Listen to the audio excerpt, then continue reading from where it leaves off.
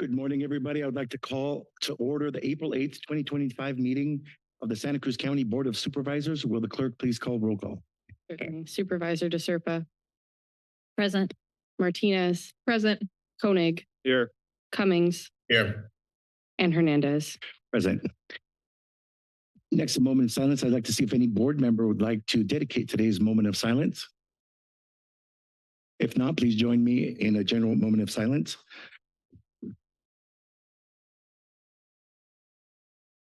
Please join me in the Pledge of Allegiance. I pledge allegiance to the flag of the United States of America and to the republic for which it stands, one nation, under God, indivisible, with liberty and justice for all.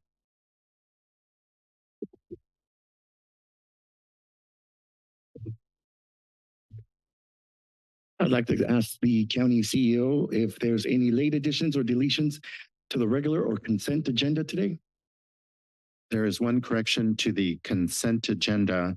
On item number 22, there are additional materials. There's a revised attachment, Equal Employment Opportunity Cultural Responsiveness Plan 2025-2027. Packet pages 218 through 385 are replaced. That concludes our changes.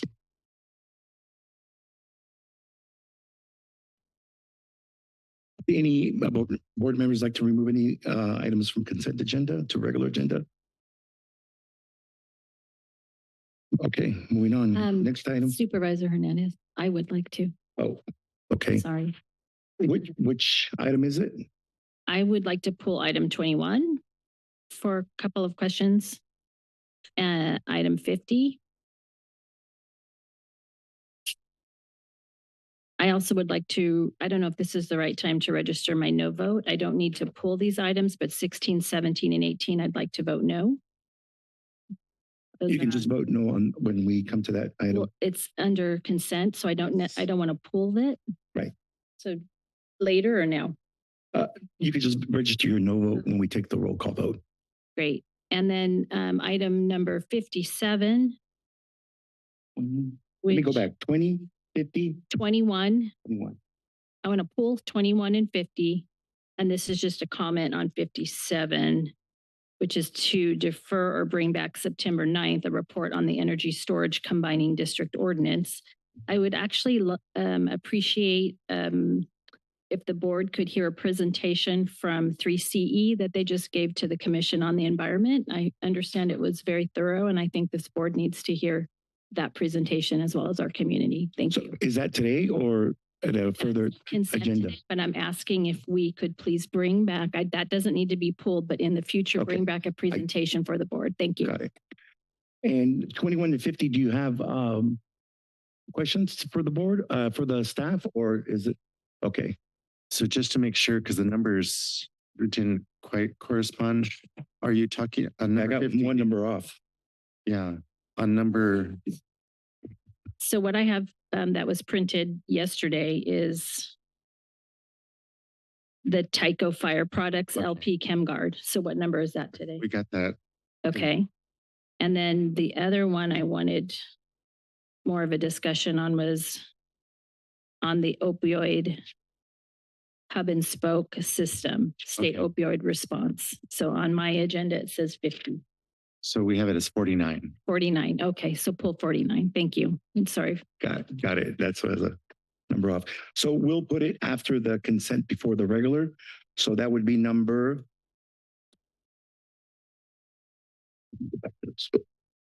It'll be 6.1 and 6.2. 6.1 and 6.2 and 21 and 49.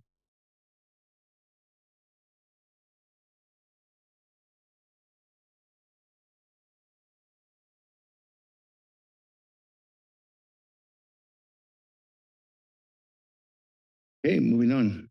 I'll now turn to the public for public comment. You have 2 minutes. Please line up to speak for the dais. Thank you. Yeah, hello. My name is James Ewing Whitman. It's quite interesting, all the various things that have been going on. I found out about I can't tell if I'm being recorded. It's okay. I'm recording it, I hope. Quite an interesting gathering around this building, about 7,000 people. People say I took 5 short videos and over a 6-minute video of some stuff that I did a voiceover on. I kind of like, I were running for as a pre-1783 United States Constitutional Republic County Sheriff. Would that fly? I posted that stuff anyway because I like questions. So it's amazing what's going on. You know, I'm holding up a document from Western States media about city managers. You know, when I politely call you 5 individuals puppets, I'm just being polite. You're controlled by corporate individuals who were not elected but chosen, and they seem to get their power a lot from corporate controlled attorneys. You know, so what's going on? There's all kinds of interesting things to talk about. You know, it seems like there's been a plaque in Minnesota that dedicated to the governor, Tim Walz. Wasn't he the vice presidential puppet candidate? Its title is Satan Has a Special Place for You. I think that's accurate. You know, I have a sense of humor, some sense. You know, what are we actually doing here? I gave the deputy in the room a copy of the Western States Media and also the Citizens Rule Book. On page 4 of this, it describes how a juror has more power than the Supreme Court and the president because you can make legislative decisions right there. A juror. Page 26 describes our Declaration of Independence, which was really a warning of some of our founding fathers were some. Is my time up already? Yes, that was too quick. Was I just given 1 minute? No, it was 2.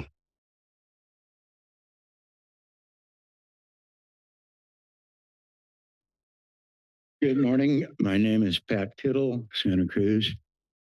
And as you can see by my t-shirt, I'm speaking on behalf of Palestinians.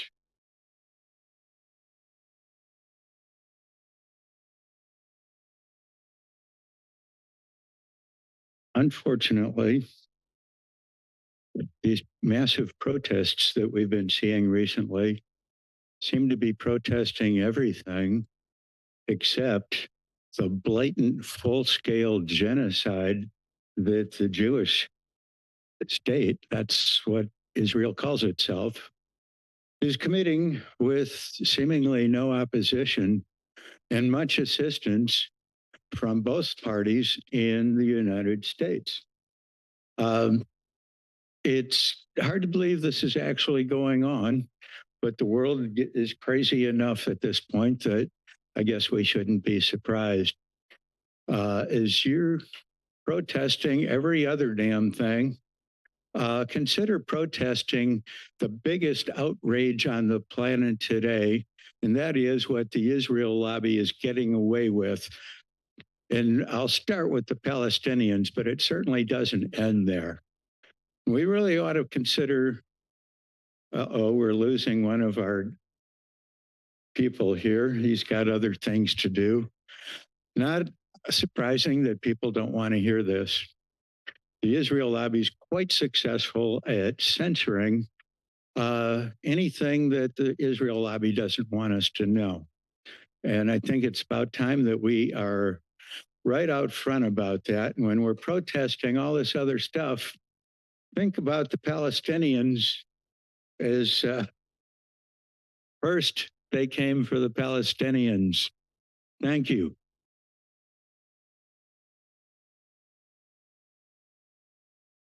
Members of the board, my name is Rob Darrow.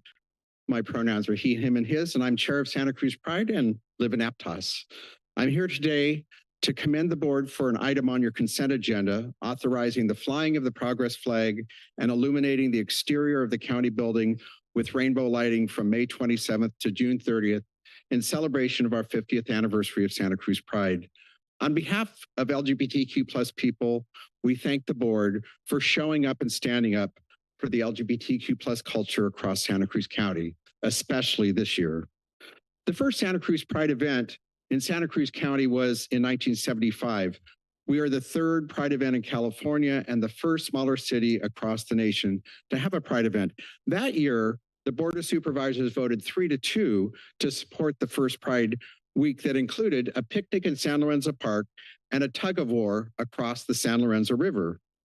1977 was the first Pride parade, and the Board of Supervisors that year chose to not support Santa Cruz Pride.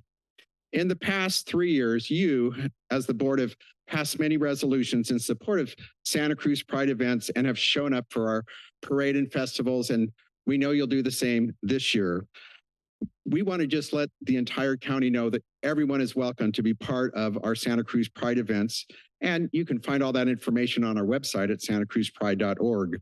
You, as the board, continue to stand up for the LGBTQ plus community, including making Santa Cruz County a sanctuary city for non-binary and transgender people, and clarifying the county supports for LGBTQ plus people. Thank you for your ongoing work to make the city and county of Santa Cruz one of the most inclusive counties for LGBTQ plus people in the nation.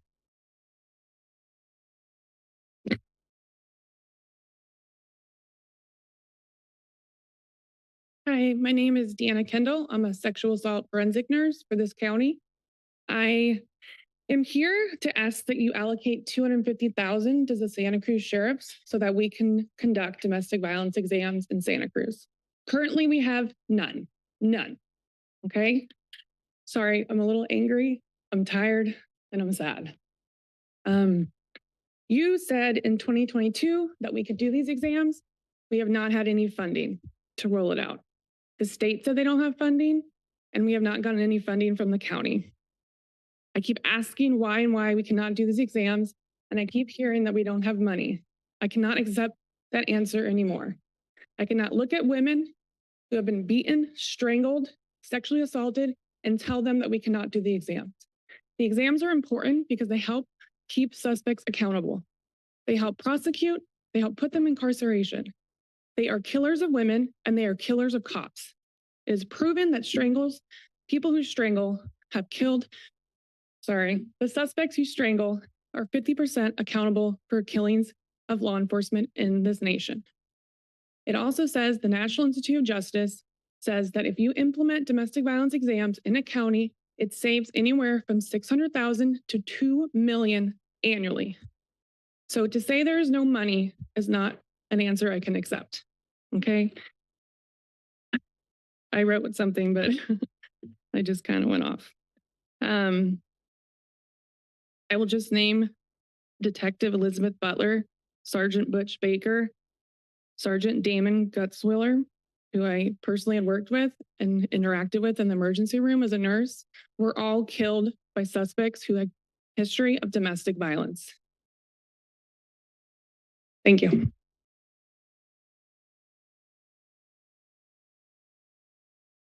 Good morning, board. I want to acknowledge the previous speaker and thank you for your bravery in speaking up on that topic. I'm here on a different occasion. This week, we honor National Public Health Week. My name is Emily Chung. I'm the Public Health Division Director for Health Services Agency. Thank you to Chair Hernandez for signing our proclamation honoring the 30th Annual National Public Health Week. The theme this year is It Starts Here. And we know that public health starts with each and every one of us to make a difference in our homes and our communities. It is something that we see every day in how we live our lives in Santa Cruz County. We wear our seatbelts. People get vaccinated. We brush our teeth every morning and every evening.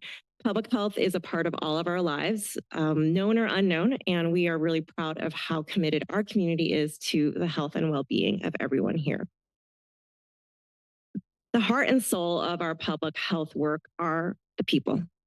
That's the workforce in our public health division, but that also are partners in our community, the community-based organizations, nonprofits, provider community that all serve in a public health function. So my thanks to everyone who provides public health to all. We have also our HSA family has different functions in public health. I want to acknowledge our environmental health partners who protect our public health by ensuring we have safe and clean water and ensuring food safety at restaurants, just for a couple examples. Our teams are in action every day, out in the community serving. We have programs like Children Family Health, who serve almost 2,000 families last fiscal year. Our infectious disease branch investigated over 1,300 cases of communicable diseases that helped reduce impacts to our community. Those are just a couple examples. So please check out our social media this week as we talk more about public health in action. And now more than ever, we ask for your support to protect public health because it protects you. Thank you.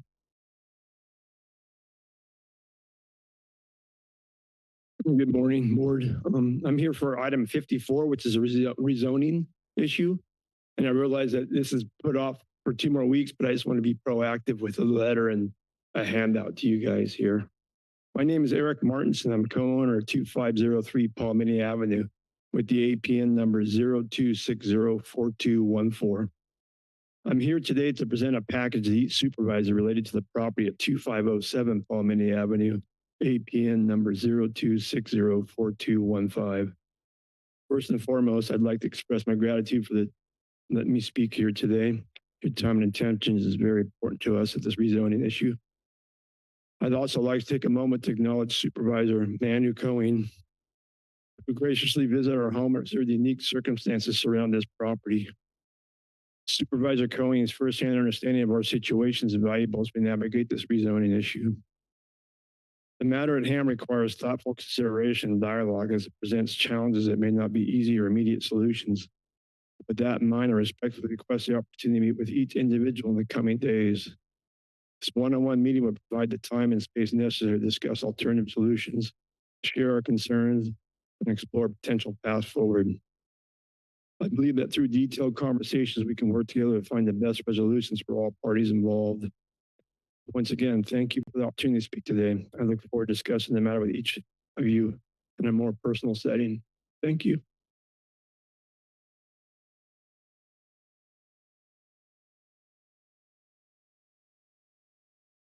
Good morning. My name is Marina Fornashai. I am the co-owner of the property located at 2503 Palmini Avenue, adjacent to 2507, which is parcel number 02604215, and is currently proposed to be rezoned from a single family residence to accommodate 9 units under batch B of the housing element. I, of course, would like to thank Supervisor Koenig for visiting our home and reviewing the unique circumstances of the parcel. I truly appreciate the time and effort taken to understanding the site from our perspective and would like to invite all of you and any other relevant parties to visit the property as well to gain a clearer understanding of the potential implications this rezoning would have on our lives. Although the planning commissioners acknowledged the concerns regarding this particular site, they decided to move forward with the rezoning, leaving us to address any potential easement and planning issues as they arise, creating an unfair burden on us as property owners. However, you have the opportunity to vote on this matter on April 29th, and I urge you to reconsider its approval. I respectfully ask for your consideration in the voting to exclude the lot at 2507 Palmini Avenue from the rezoning process. A decision to preserve the current zoning would have a profound impact on our family's future. And I look forward to having the opportunity to meet with you all and discuss it further. Thank you.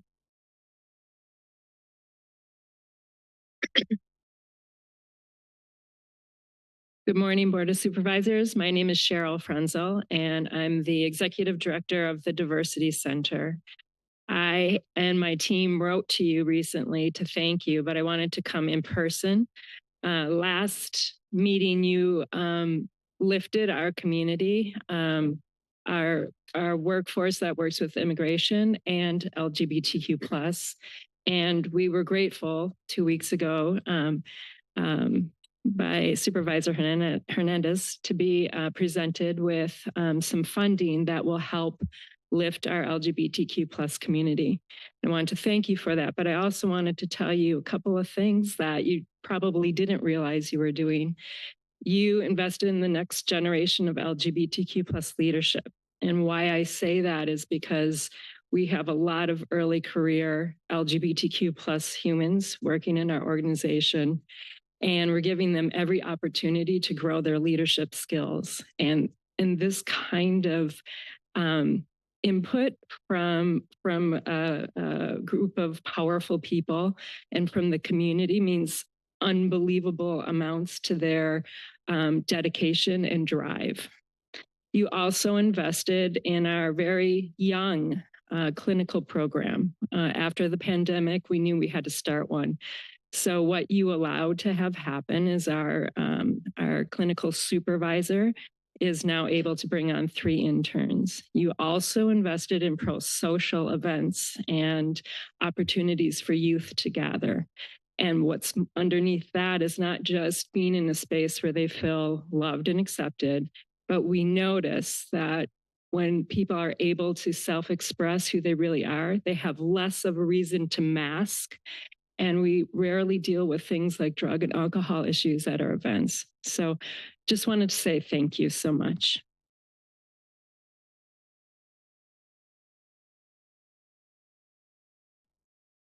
Good morning. My name is Becky Steinbruner. I live in rural Aptos.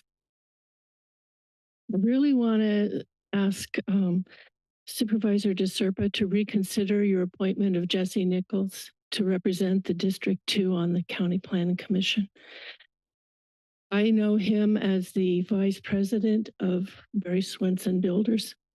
I know him as the project manager of the Aptos Village project.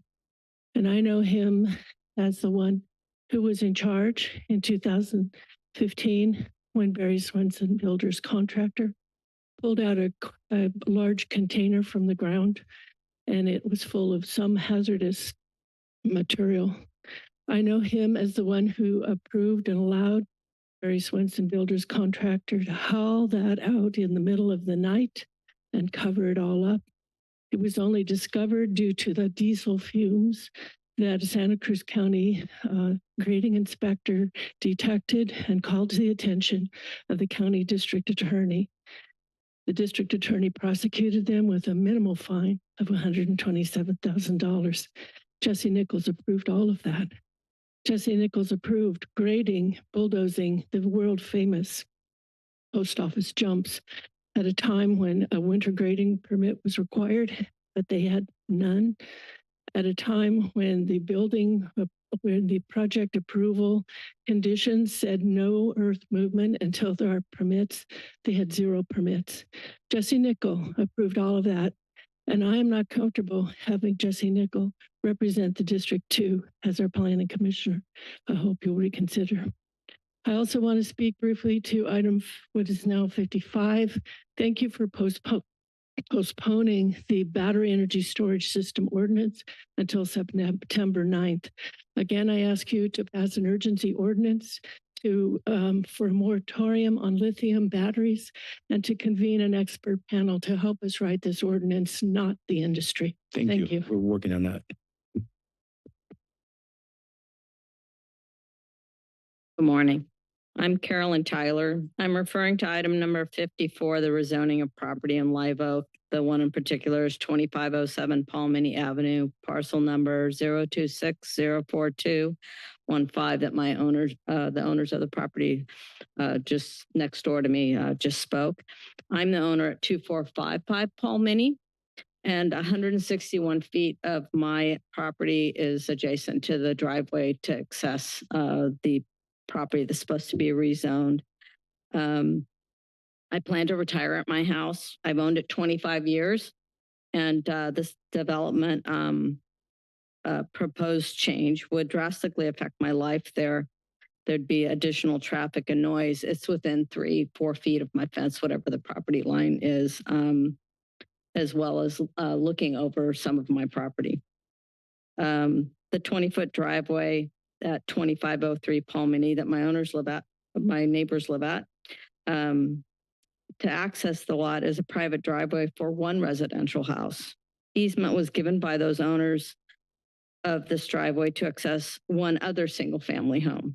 The driveway is not safe for additional foot traffic and cars. There's no other access to the lot proposed to be rezoned.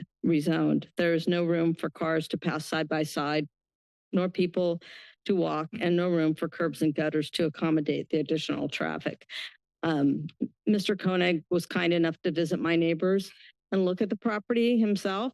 And you can see looking down the driveway that there's just not room for two cars to pass by side or people to walk safely if there's additional houses put down this driveway. In addition is that the public street we're at, we're one door from the nursing home that's on the frontage of SoCal Avenue. And there's no hardly any parking because of all the flag lots there. So we have one parking place for our house in front of our house. Thank you for your time. Hello, my name is Kuriani Serafina Carvajal Vega. I'm a junior at Watsonville High School, and I'm here to invite the board to save the date for March 14, 2026.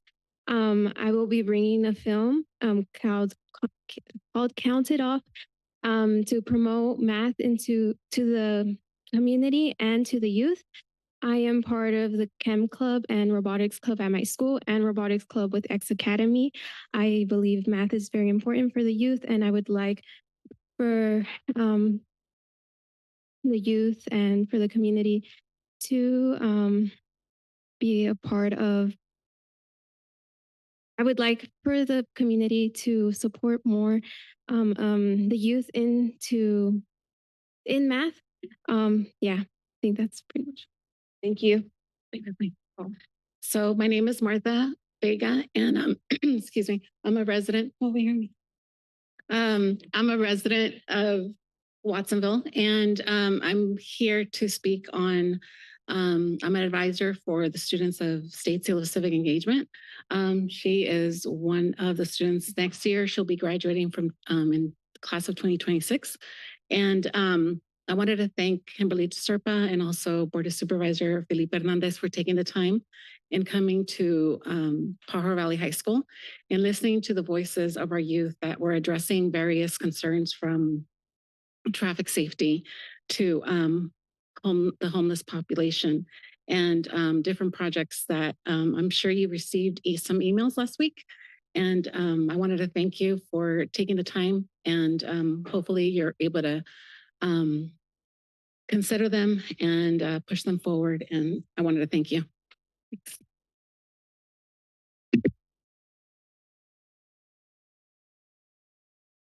Thank you. If there's anyone else, please come up to dais or sit down in the front so you're ready to speak.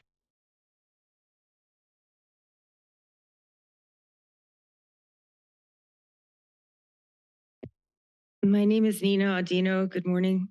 I want to thank you for your right action in slowing down our county's adoption of a BESS ordinance, and I urge you strongly to act further to protect the best interests of your constituents, of all of us who live together in this county. Convene an impartial technical advisory committee that's not limited to the best developers' hired hands, which have prepared reports that represent the developers' best interests tied first and foremost to their business profits.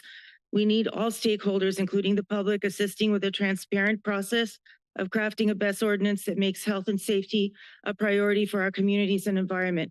We need fire experts, battery engineers, and former BESS developers on our technical advisory committee.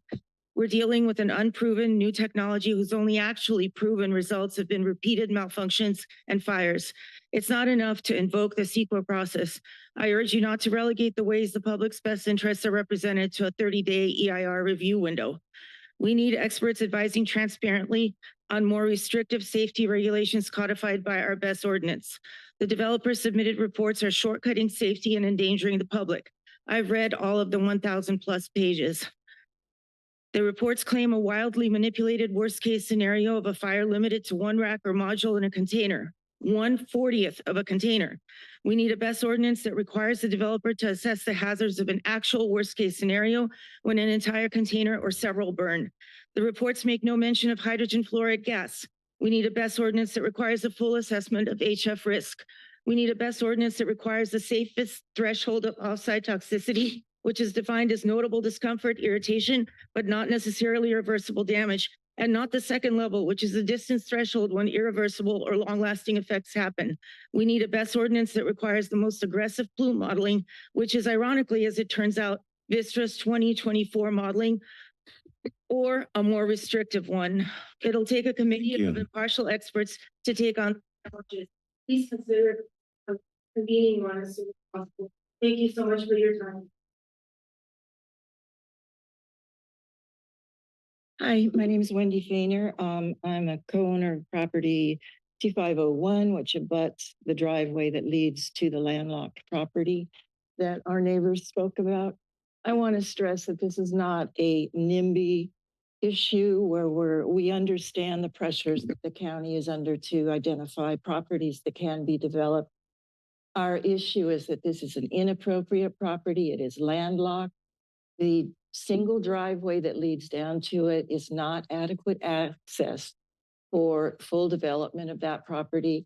I do not believe that the actual owner of that property has ever treated it as a residential property. He has paved over almost the entire property and built a storage unit on it. My understanding, he's a developer.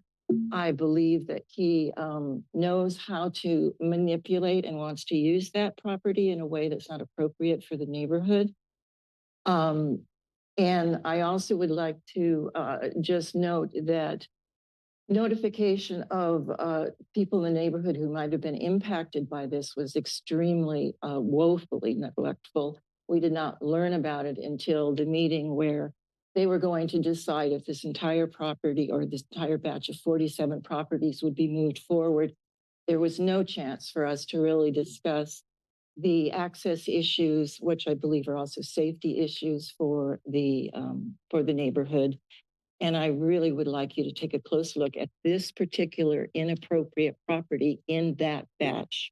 Again, I'm completely supportive of finding other ways to build properties. We actually are going to add an ADU, or we're planning to our property because we're very supportive of adding to the housing stock here in Santa Cruz. Thank you very much.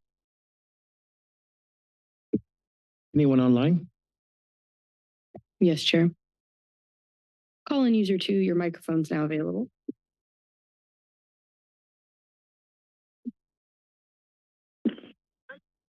Marilyn Garrett, I would also like to call for an urgency moratorium and or ban on siting any lithium battery storage units in our county. This is a hazardous technology from beginning to end. And why are all these storage units needed anyway? For whom? Who profits? I recently learned that AI, artificial intelligence farms, are being built, which require the need for more electricity and lithium ion battery storage sites. This is actually for surveillance and military use. We need to be protecting the public by banning these hazardous sites technology. And I recently learned this, and learning more and more. Here's an article, Emerging Hazards of Battery Energy Storage System Fires, from the University of Austin, Texas. And it says these systems are used in residential, commercial, and utility scale applications. Most of the systems consist of multiple lithium ion battery cells. Unfortunately, this is residential area too. The cells can experience thermal runaway, which causes them to release very hot, flammable, toxic gases. In large storage systems, failure of one lithium cell can cascade to include hundreds of individuals. Betty, your microphone's now available.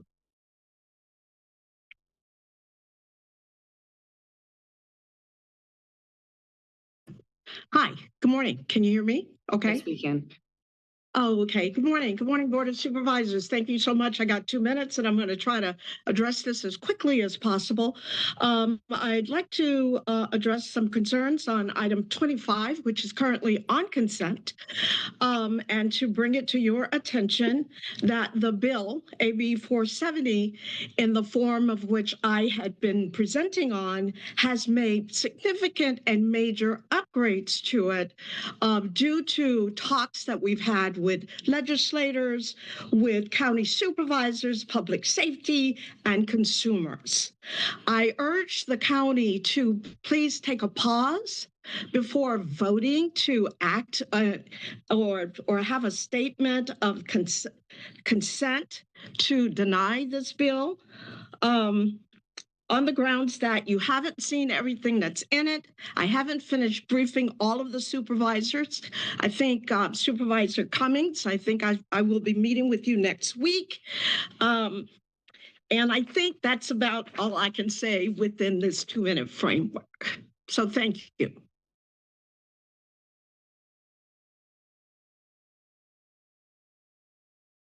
Call-in user 5174, your microphone's now available.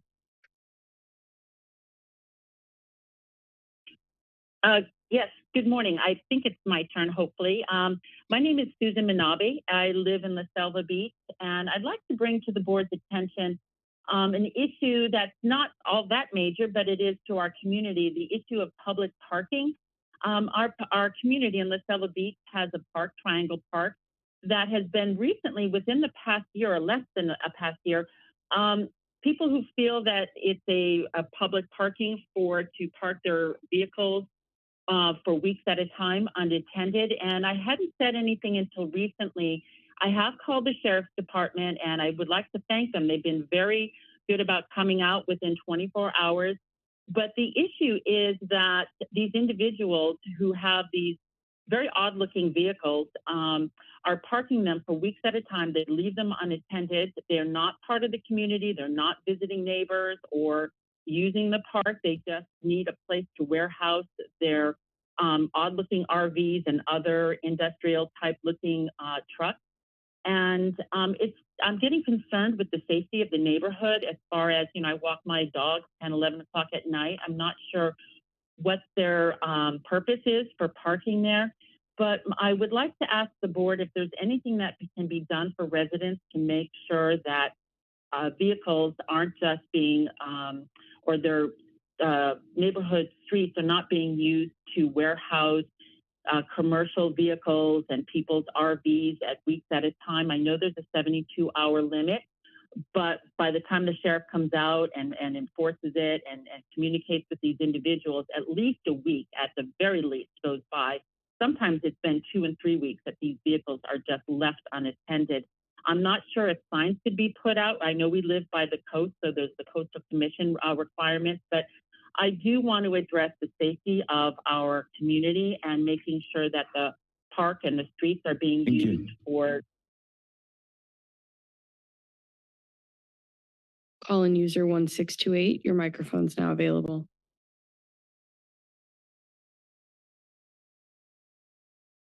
Yes, can you hear me? Yes, we can. Yeah, hi, my name is Rich Buckingham. I'd again like to read from the book by Leon Canaro, Aptos resident, The Unfortunate Truth About Vaccines. Here's part 3, assumption 3. Vaccines have wiped out all major diseases. Diseases associated with poor living conditions. Below are some of these diseases associated with poor living conditions that dissipated before the advent of vaccines and antibiotics. Typhoid fever, cholera, dysentery, typhus fever, scarlet fever, tuberculosis, yellow fever. Although these deadly diseases have largely disappeared in developed countries today, they continue to be a major source of devastation in areas around the world where poor living conditions exist. In other words, the vaccines were not necessary in a lot of cases, even if they were effective in the first place. U.S. disease mortality rates. The following chart, vital statistics of the United States, maintained by the U.S. government, shows the mortality rates of these various diseases: measles, scarlet fever, typhoid, whooping cough, and diphtheria from 1900 up to the 1960s. And you can't see this chart, but it shows them decreasing rapidly with the improvement of living conditions. And I wasn't aware of some of these housing issues that were brought up, but I would like to point out that nobody seems to think about the amount of traffic on the streets. The traffic here was terrible 25 years ago, and now it's even worse. And so I think people should think about limiting growth in general, not just here, but everywhere. Because traffic is pretty intense these days. Thank you. We have no further speakers, Chair. Thank you. With that, I'll bring it back to the board for questions and comments. I'll start to my right with Supervisor DeSerpa. And we do have Supervisor Cummings online too, correct? Okay. I'm sorry, what are we having questions on currently? On the items that I pulled, you mean? Yes, you said you Oh, wanted okay. to comment on some of the Okay, so consent items. now's the time. Consent items. Item 21. Well, no, those will be items 6.1 and after consent. So now is comments on consent agenda. Consent agenda. Yeah, on any items not pulled. Okay, thank You said you wanted to Sorry. speak on. On consent agenda, I just want to thank multiple people that I am appointing today for their interest in serving on commissions for this county, including Gerald Souza, Jeanette Lloyd-Jones, Timothy Hale, Dave Summerton, Jane Barr, Dean Cascino, and Jesse Nickel. We thank them for their interest and their service, and there are others.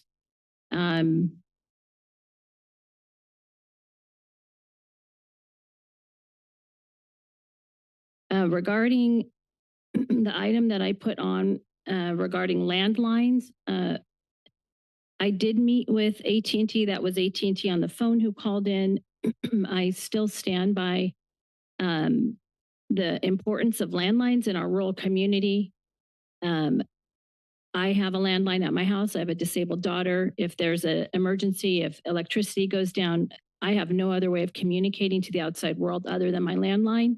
And this is the same across this community, this county, where we have people in rural areas that need to be able to communicate in an emergency. And so I'm sorry, but I'm going to stand by my support of the letter opposing Assembly Bill 470.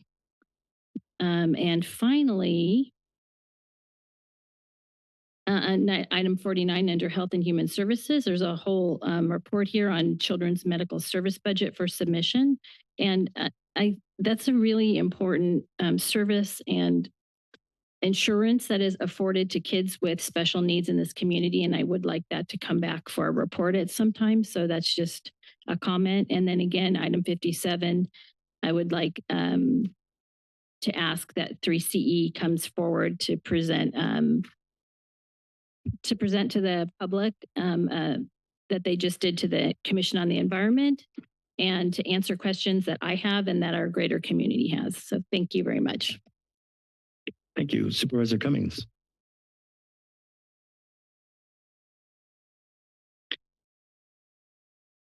Thank you, Chair.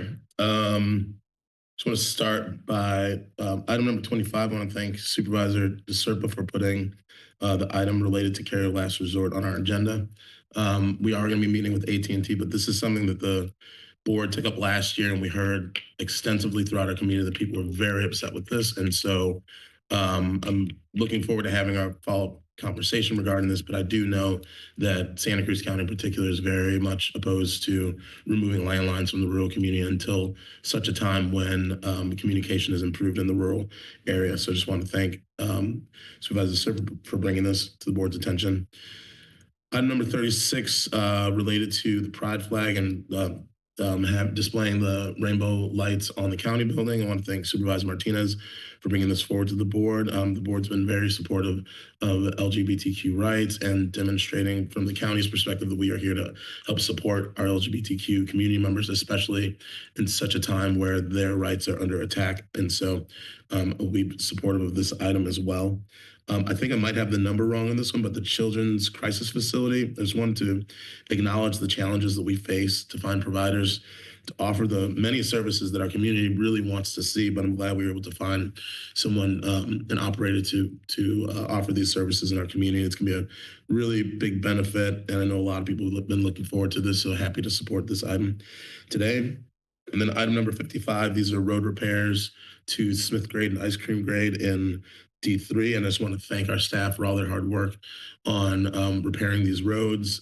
As we know, as we come under more and more storms from climate change, that making sure that our roads intact is going to be really critical. And I do also want to acknowledge, though, that with the new tariffs, it's going to be increasingly challenging to keep up with the needs of our roads just due to the increasing cost of materials. And so I'm hoping we can get innovative and really try to figure out how we're going to be able to navigate the challenging times ahead with the increasing costs around materials as it relates to the tariffs. But just want to thank staff for their hard work on this. And that concludes my comments on consent. Thank you. Thank you. Supervisor Martinez. Thank you, Chair, and good morning, everybody. I want to start off by thanking those who came to public comment, particularly the youth in the audience. Really appreciate you coming and love hearing from you, so thank you for all you do. I also want to recognize National Public Health Week. I truly believe that our public health providers are healthcare heroes. You're in the front lines, whether we're in the middle of a pandemic or whether we're doing the day-to-day hard work to keep our community safe. So thank you so much for all you do. You have our full support. When we get to the consent agenda, I'm going to be registering a no vote on items 16, 17, and 18. Those are the second reads on the cannabis items that we discussed extensively at the last couple of meetings. On item number 22, the Equal Employment Opportunity and Cultural Responsiveness Plan, I just really want to thank all the staff in all of the departments, as well as the commissioners who are working to help diversify our workforce. There's some really impressive progress on our goals to hiring more women and more people of color into our positions across the county. We're actually exceeding a lot of benchmarks, which was impressive to see.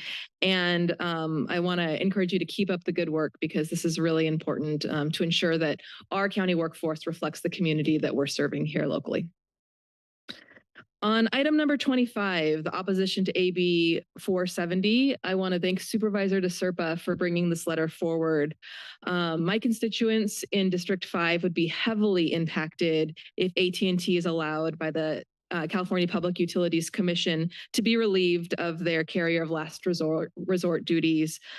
We absolutely need landlines in the rural parts of the community, particularly the areas without robust cell service and broadband, which we know there's just many parts of our county that still don't have access to communication. So this is a public safety issue. This is a quality of life issue. And I will be strongly advocating to AT&T to not follow through with this action that they've been working on for a couple of years now. I also encourage any residents who are concerned about this to attend any upcoming virtual hearings that are going to be held by the CPUC on this topic. The list of meetings can be found at the PUC website, which is cpuc.ca.gov under the section called Public Participation Hearings. On item number 36, the flying of the progressive flag and building lighting for Pride, I want to start off by thanking General Services Director Michael Beaton and his team for working on this, and the county staff in general for really supporting our efforts to ensure that our county is an inclusive place and is really visibly supporting our LGBTQ plus communities. As I understand it, this will be the first time that we'll be lighting up our county building in rainbow colors, which I think will be a really fun activity and event, particularly in the year that we are celebrating the 50th anniversary of Pride, like the speaker previously spoke about.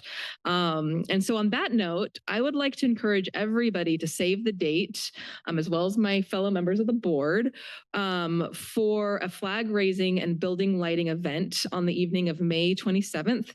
That will coincide with the beginning of the Pride festivities for that week. So I hope to see all of you out there. There'll be more to come on that, as well as a press release coming soon. So again, that's May 27th in the evening around dusk. And finally, on item number 47, the appointment of Dr. Sandoval. I know how critical it is to have a strong behavioral health director in this community. We have a lot of community need, as well as a lot of incredible programs that need support. And I'd like to welcome Dr. Sandoval as our new behavioral health director. Really, with so much change happening related to the field of behavioral health and Medi-Cal coverage and unmet need, we're so fortunate to have somebody of Dr. Sandoval's caliber coming to join Santa Cruz County. So good job to the HSA team for making that hire, and welcome Dr. Sandoval. That concludes my comments. Supervisor Koenig. Thank you, Chair. On item 25, opposing AB 470, I certainly appreciate the second district colleague, Supervisor DeSerpa, for keeping an eye on this. I do feel like maybe this is a bit of a knee-jerk reaction at this point. I mean, obviously AT&T is going to keep coming back every year with a new bill. So I feel like, yeah, we've already expressed that we generally oppose removing service in the rural areas. Their new bill claims to make some changes to that, and that there's still amendments forthcoming. I wonder if at this point in the conversation, it wouldn't actually be more productive to suggest amendments to the bill that are sort of our baseline for any conversation going forward, right? It helps set, like, we're not going to keep having this conversation unless these conditions are met. They claim that they're trying to meet those. So I'd wonder if my Supervisor DeSerpa, who introduced this, would consider instead of sending a letter of opposition at this point, either if you want to describe the specific amendments that would be sort of the necessary things to include in any bill, or ask AT&T to provide a presentation at a future meeting with what they think is actually better, that has met some of the concerns that we had last year, and whether there's any situation would move forward that we could see this moving forward. So you can respond now, or I'm comfortable sending forward this letter of opposition because this is a very important item to me in this community, including in my area, well, in all of our areas, really. So I'm okay leaving it as is for now. I mean, this is legislation that's being proposed. I don't know if it'll pass or not, but I think a letter in opposition of this bill is important.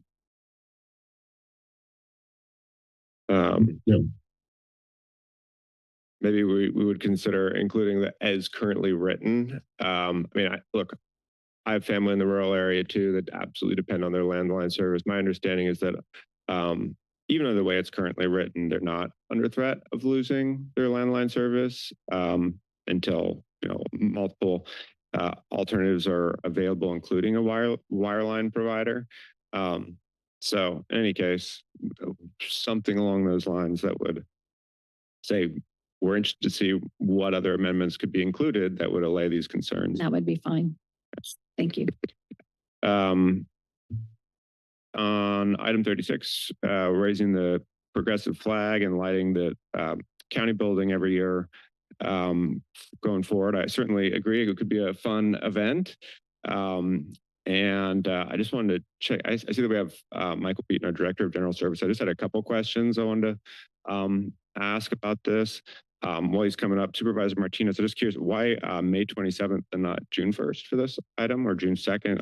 I know it's June 1st falls on a Sunday, so maybe. Yeah, so typically across the nation, the month of June is Pride Month. However, here locally, we tend to have Pride kind of that first weekend in June, and the way the dates land, they are the Pride organization is celebrating Pride over those dates. So to be in partnership with our local Pride organization, I've asked to do the building lighting and the flag raising during that week that we're celebrating the 50th anniversary here locally, and then in future years through the month of June to coincide with more of the national celebration. Right. Okay. Again, absolutely supportive of raising the flag.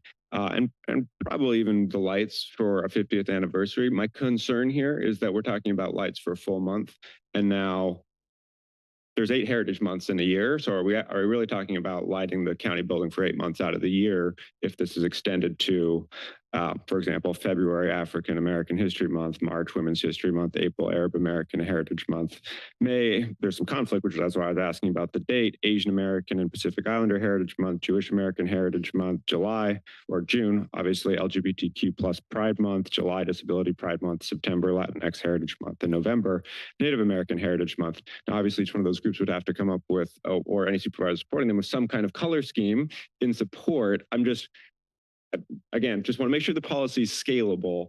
So have we, in the past, like when we did Operation Greenlight, Director Beaton, can you remind me, was that a whole month or was it a day or was it a week? Thanks, Supervisor Mac Beaton, Director of General Services. I believe for the Operation Greenlight, it was lit green for a week period time frame. Okay. And when we did that, and did we talk to like dark sky advocates or anyone like that? Who were there any concerns about the lighting scheme impacting the river ecosystem? No, not that we're concerned, not that we're aware of. Okay. And do you have any sense of the costs of lighting the county building for, I mean, whatever it is, increment of time, a month or a week?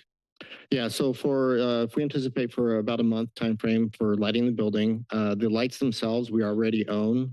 We've never actually done a rainbow scheme, so that's going to be kind of exciting trial and error a little bit. But we do have the lights, so they're already purchased. So we are talking about the staff time to set them up, which should be fairly minimal. And then we're talking about our electrical costs, our PG&E bill, which I don't have our cost per kilowatt this time for the full month.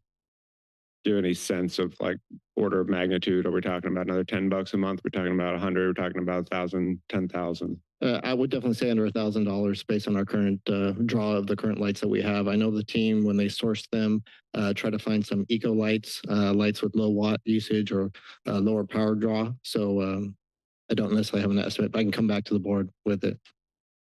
Okay, so you said roughly under $1,000. I would say under 1,000 for sure. Okay.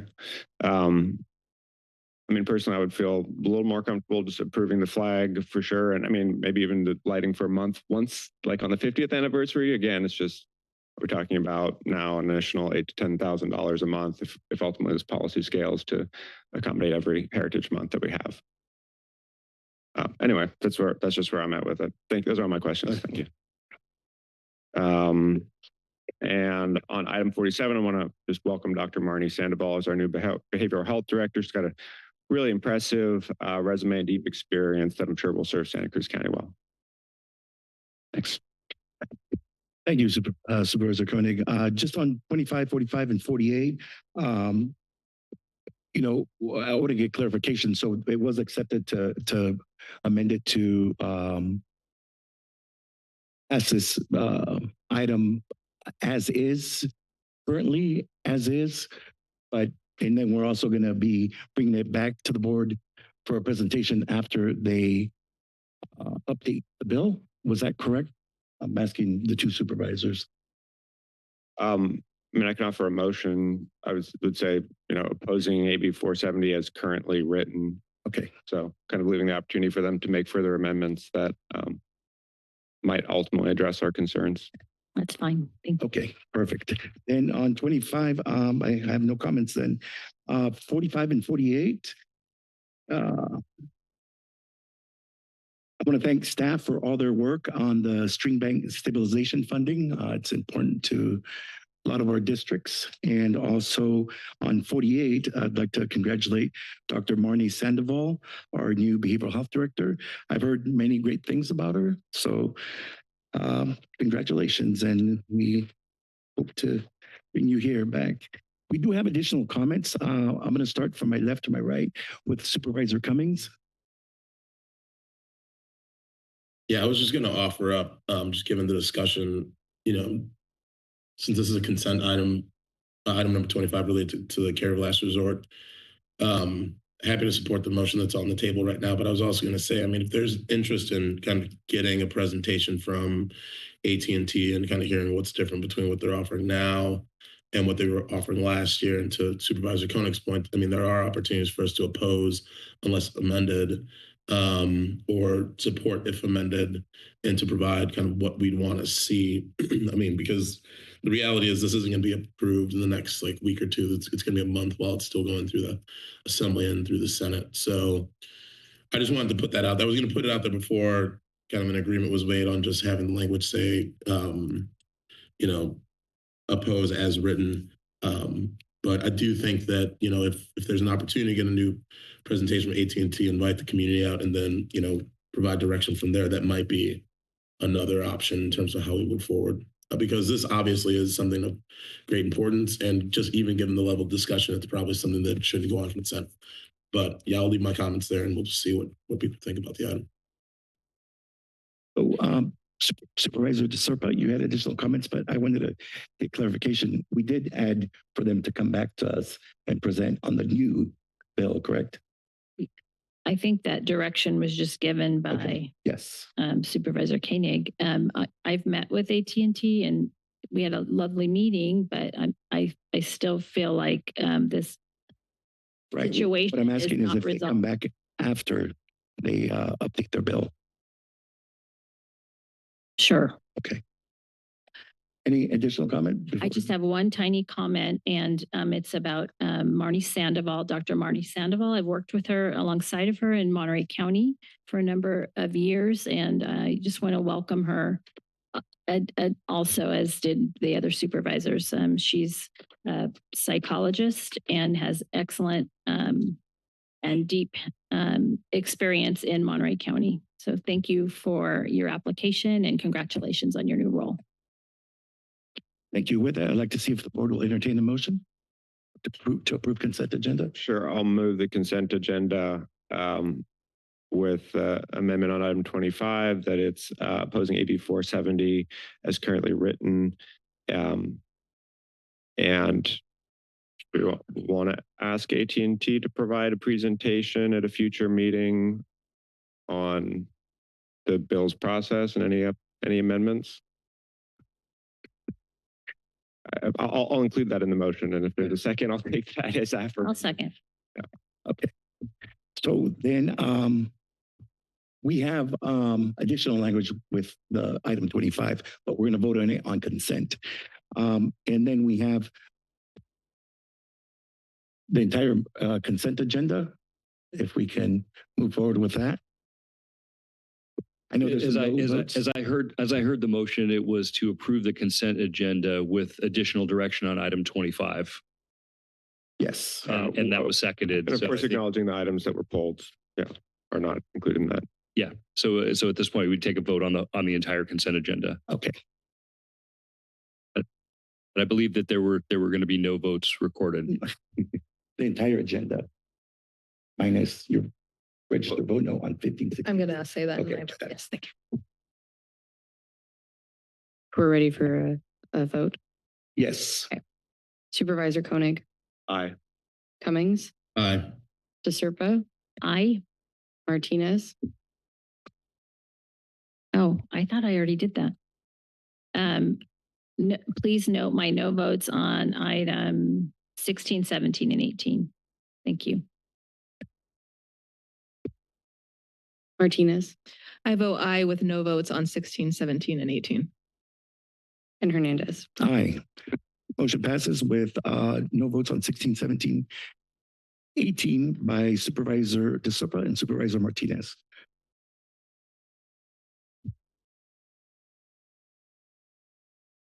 So next on the regular agenda, first I want to note there is an item that we have at 10:45 that is scheduled.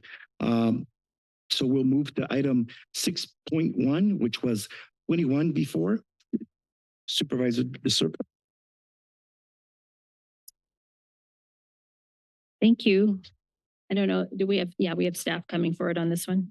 So this is item 21, authorizing the Director of General Services to file claim forms to participate in a settlement of multi-district litigation against Tyco Fire Products LP, ChemGuard Incorporated, and BASF Corporation, and execute releases of claims against the defendants. So I would just like a little history and background on what this is, and I have additional questions. Thank you. Yeah, absolutely. Thank you. Michael Beaton, Director of General Services for the County of Santa Cruz. Is that better? Thank you. To kind of give a little bit of background about the item in front of you today, it is to join a class action lawsuit against two manufacturers of PFAS. On the slide deck that we present today, PFAS is known as a forever chemical. It is not man-made, it is manufactured. It is a chemical that does not break down in the environment, so that's what they consider a forever chemical. The presentation that we're going to present today is kind of give a little bit of a background about PFAS and how it is locally prevalent and how it is in our current water well that currently is at our Roundtree Correctional Facility, and our potential recommendation for today. PFAS is kind of everywhere. It is in our nonstick cookware, rainproof gear, whether it be Gore-Tex shoes, furniture. It's even found in our fast food packaging that it's currently manufactured, firefighting foam, pesticides, herbicides. So it does hit our agricultural industry. Paints have PFAS in it. It is pretty much a prevalent manufacturing tool for waterproofing and firefighting foam apparatus. I apologize for the slide here. It's kind of blurry a little bit, but this kind of talks about the ecosystem on how PFAS, even though it is in the air that we breathe, it is not necessarily the impacts for the human body ends up being in the groundwater drinking component of it. And this slide just kind of identifies that PFAS basically comes from everywhere. It comes from the residential homes, comes from the soil farmland that use potentially water, wastewater treatment facilities, our landfill, the manufacturing sites, and the discharge from those manufacturing sites. On a statewide level, so PFAS has been found to potentially cause cancer, low birth weights. In the audience today, we also have Dr. Lisa Hernandez, who can probably speak a little bit more about the health effects of what PFAS does. On a state level, because it is in the packaging materials that we have, the state has passed two legislative items that we're aware of to limit the packaging materials that is basically found in our consumer products on a statewide level. When you talk about locally, what this slide represents is our current public water drinking wells within our county of Santa Cruz. This is just our water drinking wells. This is not groundwater sourced inlets. Anywhere where you see a little raindrop on the slide is a location where PFAS has been detected. PFAS or PFOA have been detected in some sort of level throughout our community. So as you can see, it's pretty much at every single location that we have throughout our county. Not every single location, I shouldn't say that. A lot of the bigger jurisdictions, such as Watsonville, SoCal Water, Santa Cruz, they do filter the water to filter out PFAS and PFOA. Where we have a small water district, such as the one we have at our Roundtree, where we don't currently have a filtration system. We do treat it, but is not necessarily filtered to eliminate PFAS and PFOA. This currently identifies the state levels that is acceptable for our current drinking water throughout our county. The 4 PFAS constituents that are identified on the board here basically identifies the current state standards. One is a notification level. So any water drinking source that currently meets the level identified on the presentation is required to notify those that might be potentially drinking the water that the water has a detectable level of PFAS or PFOA. Once that water level does rise above a response level, the jurisdiction or local public waterway is required to actually do something about it. And that's either to source additional water, put it in a filtration system, or continue with the notification protocol. The chart below, which identifies what our current water well levels are at our Roundtree Correctional Facility. The 2 highlighted in yellow are basically 2 of the PFAS constituents that do rise to the level of requiring notification. We do notify on a quarterly basis the Roundtree Correctional Facility and the other recipients of our water coming from our Roundtree water well. Yeah. However, in 2029, the EPA has developed a new standard that has been approved. The 2029 standard does lower the current level of PFAS that is allowable in public water systems throughout this United States. With the new EPA standards, we believe that our current water well will not meet the EPA standards. The class action suits have been waged against four of the main manufacturers of PFAS, 3M, DuPont, Tyco, and BASF. The item being recommended today is for us to join a class action lawsuit for our Roundtree Correctional Facility for the Tyco and BASF corporations.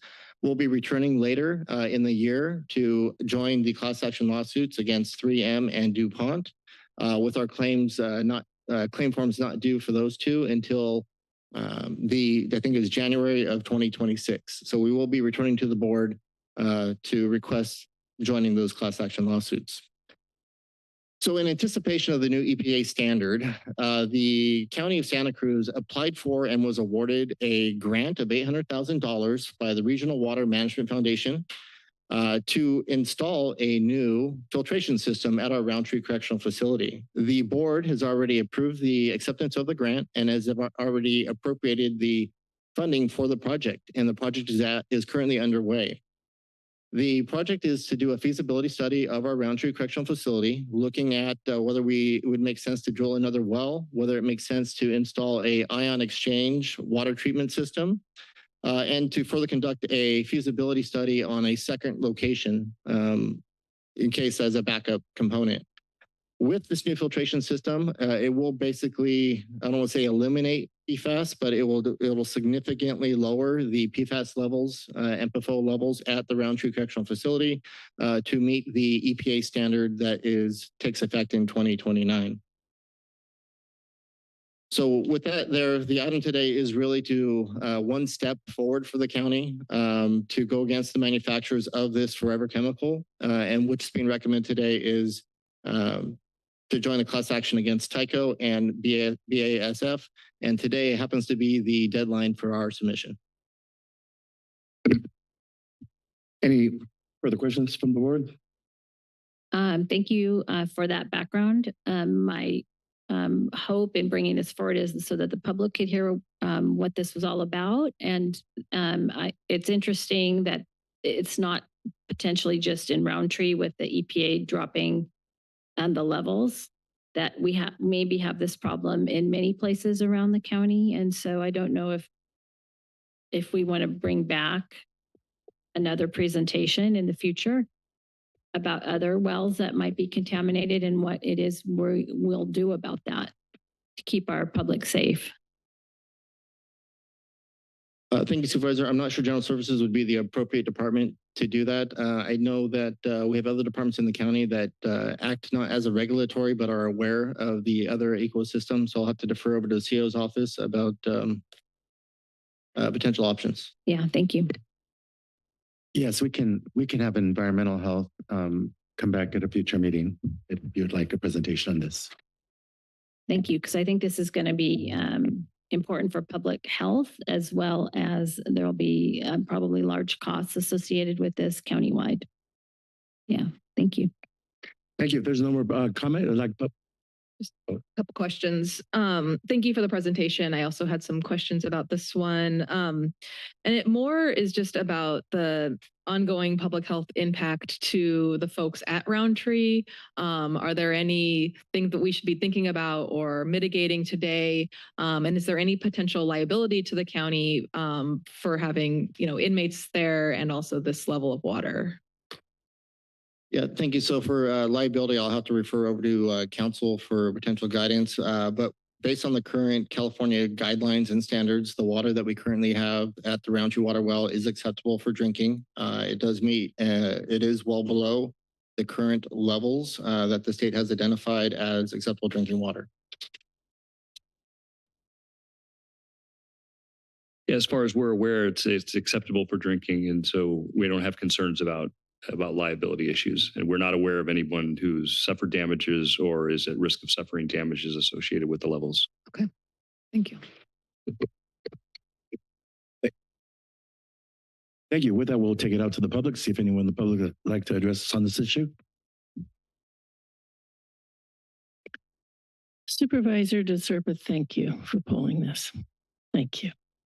My name is Becky Steinbruner. I attend the Santa Cruz County Water Advisory Commissions regularly, and Mr. Beaton did a presentation to that commission about this issue that caused that commission to recommend to your board that the county provide bottled water to the inmates and staff at Roundtree.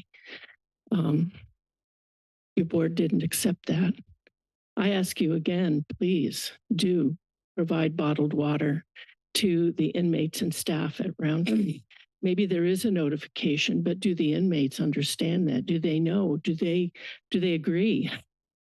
If the level of hazard is enough that after long discussions at the state level, they are finally going to lower it in 2029, doesn't that tell you something?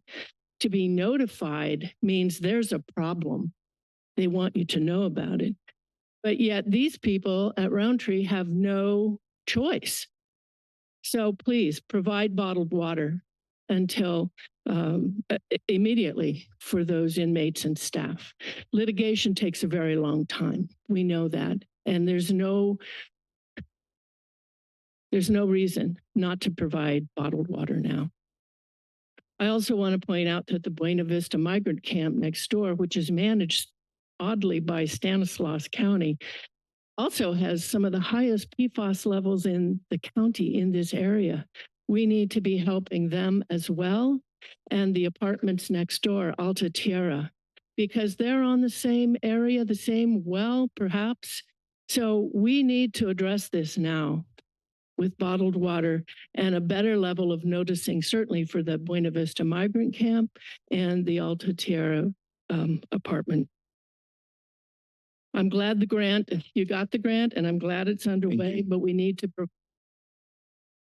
Anyone online? Yes, Chair. Call-in user 2, your microphone's now available.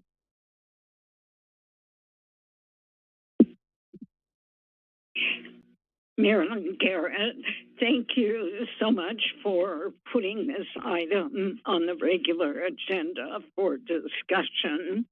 This is a very serious issue. I remember a bumper sticker, pollution is somebody's profit, and for sure 3M, DuPont, and Tyco are making lots of profit. This,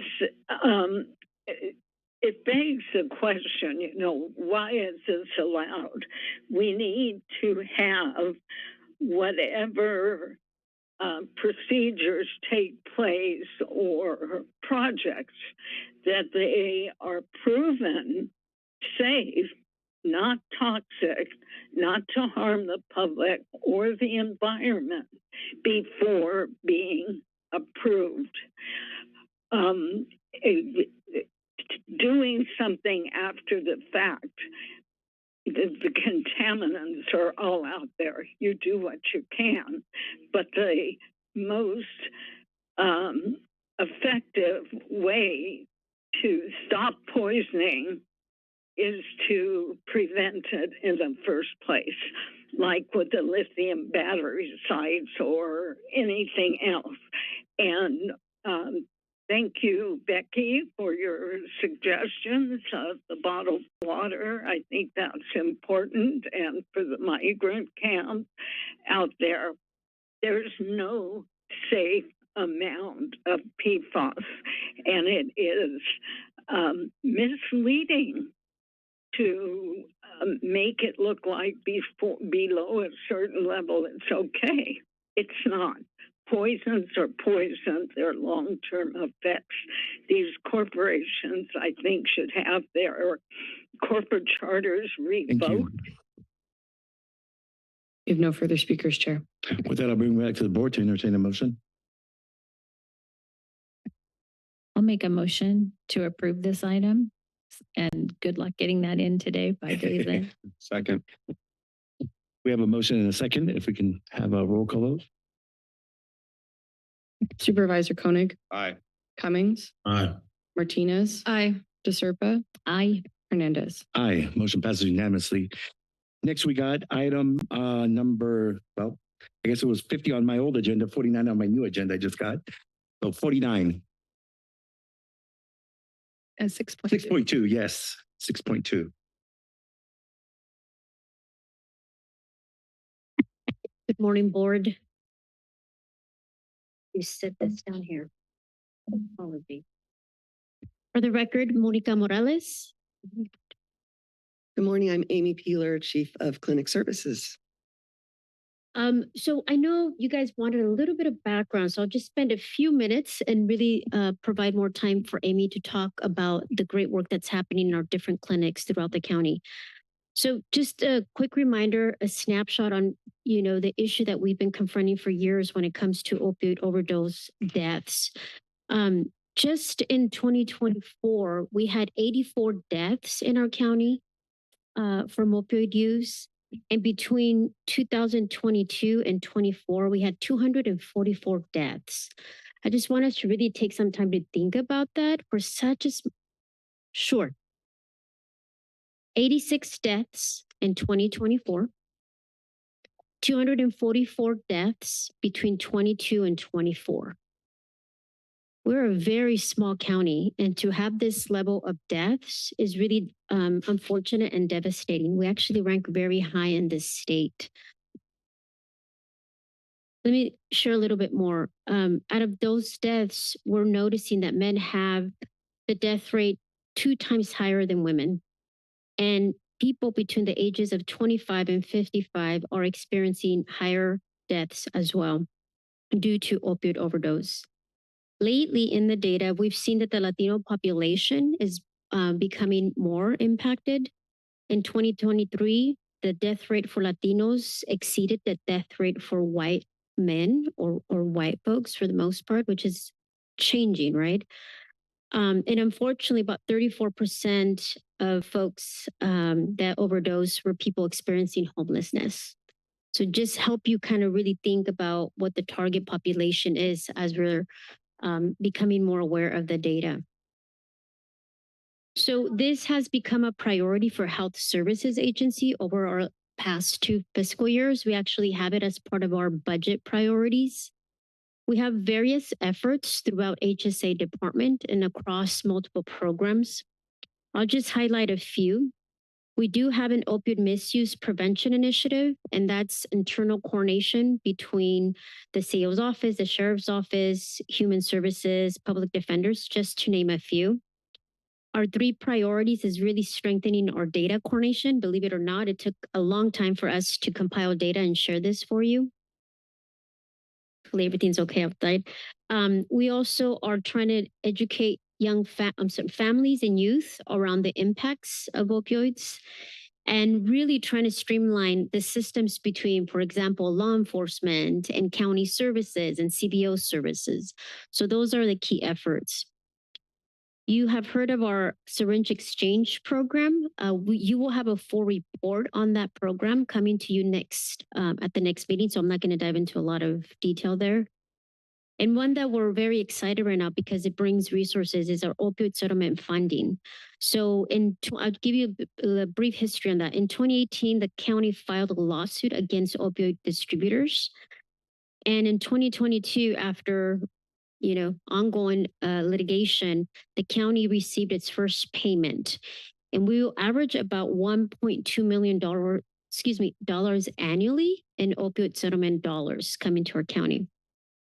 We're using the funding to move through a lot of our awareness, treatment, and residential services. So for example, in 2024, we awarded about $900,000 in community grants to just continue the work that we're doing.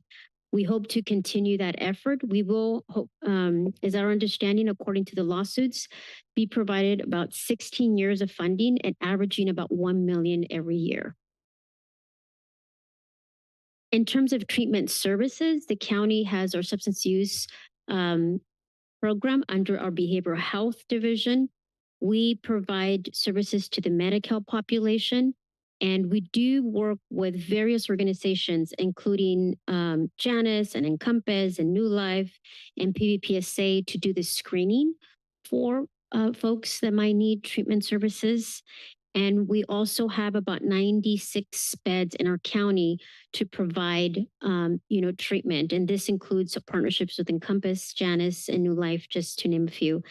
I will note, though, that we still have to send our youth out of county to receive services when it comes to substance use and addiction.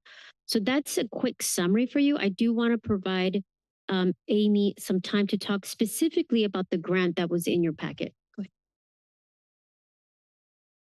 Thank you, Director Morales. Thank you, Supervisor DeSerpa, for pulling this item. It is a topic that I'm very passionate about. I'm very angry that we have this epidemic and need these services, but that's where we are. So this specific grant for this item this is our fourth round of funding through the SOAR program through the Department of Healthcare Services. And how we spend this money is on staffing so that we can provide the services to our community. So some of the services we're providing are shared medical appointments for people who are in our medication-assisted treatment program.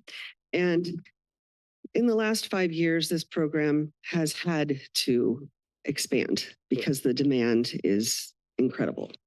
And as an example of how serious this demand is, our Homeless Persons Health Project moved back to their home building on Coral Street in March. And in the 5 weeks that they've been back on Coral Street, they have responded to 7 overdoses. So those are 7 lives saved by our staff.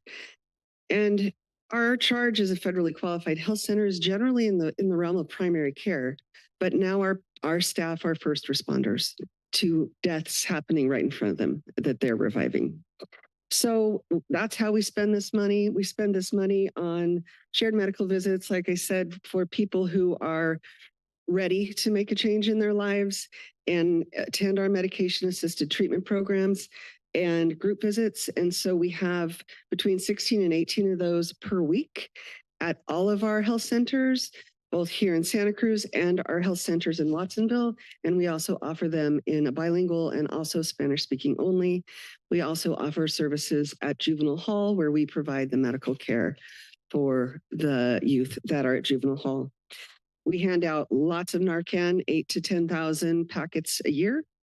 And we also do an incredible amount of case management with the folks who are working to recover from their addiction. And so that in 2024 alone, we did almost 6,500 case management services. And I'm happy to answer any questions that you have. Are there any further questions or comments from the board? I have a couple. Do we need to go to public comment now? Questions or comments? We're not making a motion yet. So in these types of agenda items are so important for this board to hear that I don't want these types of things in the future buried under consent. These are things that need to be in our regular agenda. 244 people died in our community from 22 to 24. That's a tremendous amount of lives lost.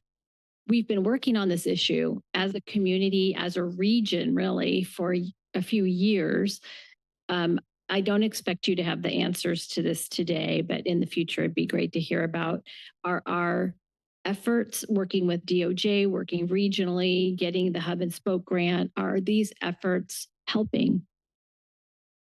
Maybe you know that now and can answer it, but it's okay with me. I don't need to spend a lot of time on this issue because it wasn't consent. So I know you're not really prepared today, but it would be great to actually look at data over time to see how we're doing and if there's anything that can be changed.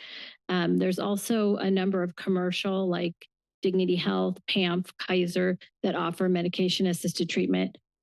Are there specific doctors there? Are they all offering it now? Do we have injectables? Is the ER bridging? I'd like a more comprehensive report back on this issue. Thank you very much for being willing to come up. Thank you, Supervisor Martinez. Yeah, less questions, but more comments, which is I want to start off just by thanking you for the lives that you're saving and for being there in the face of what really is an epidemic, right? We were talking about this before the COVID pandemic as like the next big epidemic, which was the opioid epidemic. And then, of course, everybody was pulled in a different direction when COVID happened. However, folks it tended to rely more on their addictions and lean into their addictions during that time through social isolation and so many other reasons that we're seeing this increase, particularly among our Latinx community, and recognizing that while the vast majority of overdoses are, or a huge number are from the unhoused population, that addiction does cross all populations, and we're seeing it more and more. And so I want to thank you for your hard work, and would love to hear more about how the board can support these efforts and the efforts that you're doing both here in the county and then also with our CBOs and other organizations who are partnering with you to deliver these critical services. So thank you for the report. Thank you. With that, we'll take it out to the public. See if there's any comments on this item. Thank you, Becky Steinbruner. Thank you once again, Supervisor DeSerper, for pulling this item off the consent agenda too. And I agree that it does not belong there.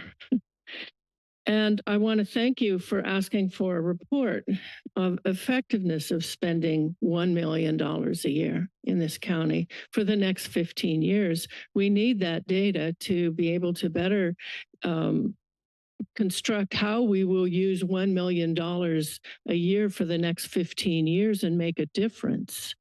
Thank you. The taxpayers, thank you. I want to say that I also think we need to parse this out from fentanyl, because that's been another big cause of death, and maybe the two are intertwined. So I think we need data about that as well, if it is intertwined. Finally, I want to ask again that this county embark upon a pilot program using ibogaine, which is a plant that has been used with great effectiveness in Europe and Africa, treating addiction in general, but especially opioids. There's no reason why we can't try this here.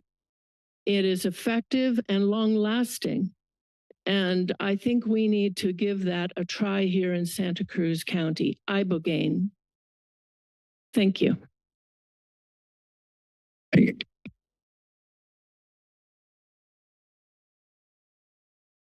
Hello, Portia Raymer here.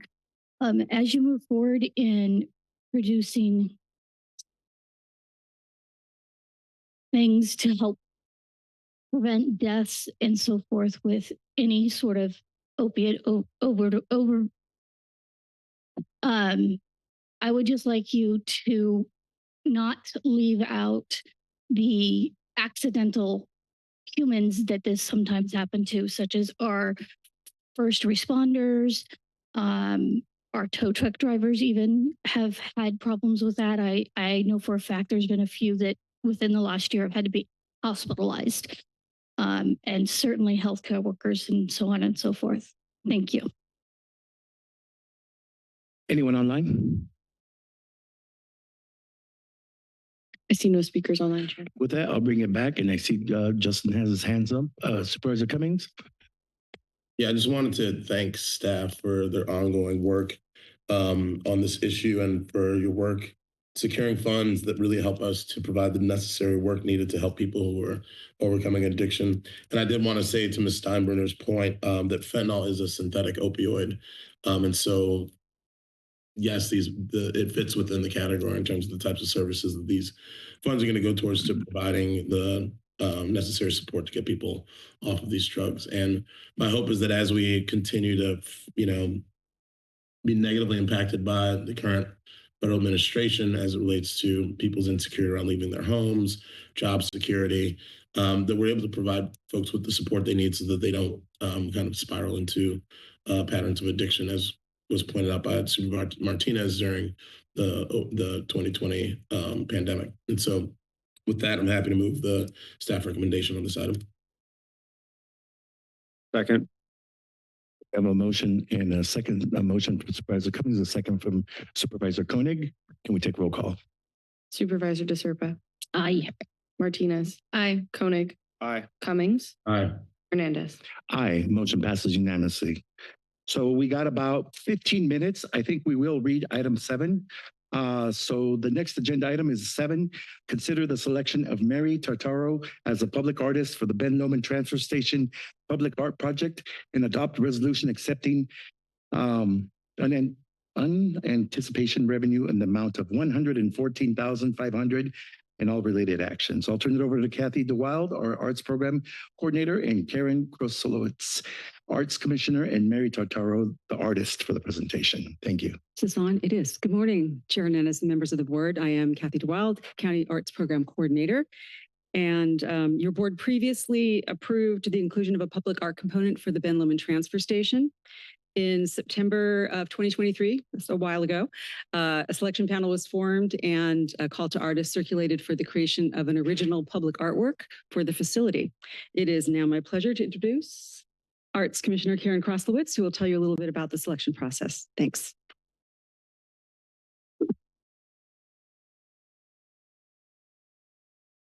Thank you, Kathy. Good morning, supervisors. I'm Karen Krosolowitz. I serve on the County Arts Commission in District 1. On behalf of the Arts Commission, I am very pleased to recommend for your approval today a public art proposal for the Ben Lomond Transfer Station. The art selection panel comprised of community members, professional artists, county arts commissioners, and a representative of the involved department met to review the artist proposals, which were numerous. 2 artists were selected to interview with the panel in late 2023. The artists were asked to provide detailed drawings and a maquette to further define their project proposal. After much thoughtful discussion and excited deliberation, the panel chose Mary Tartaro to continue in the selection process. At the November 2023 meeting of the Arts Commission, the panel's decision was reviewed and discussed. The vote was unanimous in recommending that your board approve the selection of Mary Tartaro as the public artist for the transfer station. So I'd now like to introduce Mary Tartaro, who has brought a beautiful mock-up with her.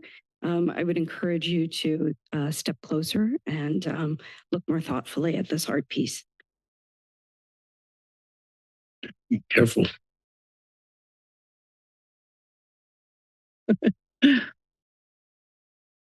All right, good morning. I want to thank all of you for the opportunity to share my vision. As a Ben Lomond resident, I feel very fortunate to have the opportunity to create a project for the community where I live. When first conceptualizing an idea to best serve the transfer station and its users, I considered the sobering experience it can be to visit such a facility and witness the impact of human consumption. I wanted to transform this experience with a project that inspired curiosity and a sense of wonder while educating and calling to action. Humongous Fungus engages its audience from the time they pull into the gatehouse and encounter clusters of giant mushrooms that continue as they move throughout the facility. Next slide. The mushroom is the most fitting mascot for the facility that serves an identical function in our community that mushrooms serve in the natural world. As nature's recyclers, fungus breaks down waste and transforms it into viable organic material. Fungi has been touted as the future of sustainability, and research discovering species that even break down the most difficult human-produced materials to recycle. Waste management facilities perform the same function in transferring these materials, breaking them down, and transforming them for reuse. This graph shows the many parallels between the sculptural concept and the facility function. These parallels will be illustrated through educational plaques with fun fungi facts. Next slide. The public will encounter these clusters of small, medium, and large mushrooms at 3 different sites within the facility. The gatehouse and the recycling areas are 2 of the locations, and another will be located in a choice between 2 possible locations, one being the median just past the gatehouse, and the other is the lawn between the recycling area and the dumping station. Next slide. This slide shows with different types of renderings how these will appear to facility users in the prospective locations. Next slide. Dimensions provided here show the scale of the pieces in relation to human scale. When which places them in positions where viewers see both the tops of the cap sculptures comparable to their own scale and those viewed from under the cap of a mushroom that towers over them. Next slide. The process of construction is one that I have worked with extensively in the past, building a strong steel armature over which various layers are created to enhance the form while adding rigidity and providing weatherproofing against all elements. I'm hiring a welder with decades of experience with structural engineering, with whom I personally worked with on other projects over the past 10 years. Architect Darren Forbes is also a local resident on Boulder Creek. The first step is to weld the frame, the second to attach mesh to define the form and give rigidity. The third step, adding resin-coated fiberglass cloth, and finally the fourth step, creates a colorful background to which reclaimed materials are added. The resin also serves as weatherproofing for more fragile materials. The first three steps form the structure to which visually pleasing and concept reinforcing reclaimed materials will be added to create the decorative surface, which you see here all made of reclaimed materials. Next slide. This diagram shows a cross-section of the layers as well as a structure designed to secure the sculpture safely to the ground. A series of L brackets will be welded to the form through which bolts passing into concrete will secure the sculptures against wind, tipping, and vandalism. Each concrete pad will be engineered to accommodate the height, width, and weight of each piece. Next slide. The material acquisition aspect of the project serves as an opportunity for community engagement. Involving the public in the creation of this work lends a sense of ownership of the public art. I'm working with Grave Heirs to acquire a portion of the reclaimed materials directly from the facility, but other materials will be gleaned from the local community through outreach using various social media sites along with physical drop-off locations. After the CZU fire, I witnessed the important role that social media sites play in linking community members and serving in the redistribution of materials. Various free sites will be used to arrange pickups of unwanted items and highlight their use in this creative project where visitors will actually be seeing their contributions put to creative use on the surface of a public work of art. I will be creating and maintaining a website dedicated to the project, which will show the progress of the project, as well as contain all educational info accessed through QR codes engraved in the metal plaques with fun fungi facts that will accompany each of the giant mushrooms. This project is at heart experiential, creating a sense of magic and wonder for visitors at a much needed time in our history. It engages while educating and informing the public of the important function of the facility in which it's housed. It seeks to delight the senses while inspiring a sense of curiosity into the interplay of humans and their environment. It holds up the mushroom as a nature's recycler and forces us to consider the role we play in shaping a healthier and safer environment. So I'm prepared to answer any questions you guys might have. I'd like to see if the board has any brief comments or questions. Beautiful. Thank you. Forgot. Supervisor Cummings. Yeah, no, I just wanted to appreciate the artwork and the concept because it's great to see the use of reused materials in local artwork. And it's really important, especially given the role that fungi plays in decomposing natural materials and recycling those into our environment. And so just want to thank you for bringing this item forward and for the Arts Commission for recommending it. And looks like it's going to be a great project. Thank you. Supervisor Martinez. Thank you. Yeah, I'm quite delighted to welcome Humongous Fungus to the Ben Lomond transfer station. Thank you for bringing that piece today. I was trying to imagine what it would look like when I looked at the board materials. Smaller version. Yeah, it's beautiful, and I hope I can get a closer look during our intermission. And so I want to thank you for your hard work, and thanks to the staff and to the Arts Commission for bringing forward these important projects to public spaces. I think that it inspires curiosity and whimsy and joy and fun, which is what we need more of in our life. So thank you so much. Supervisor Flanagan. I love it. If anyone can save us, it's the fungi, as you demonstrated with the fact that they can recycle so many difficult compounds that we're creating as humans on this planet. So thank you. I really look forward to seeing this done. Thank you. And I really love the creative reuse concept in this art. This project really puts the fun in fungi. So I'm looking forward to be put up in the park. With that, I'll bring it out to the public, see if anyone in the public would like to speak on this item.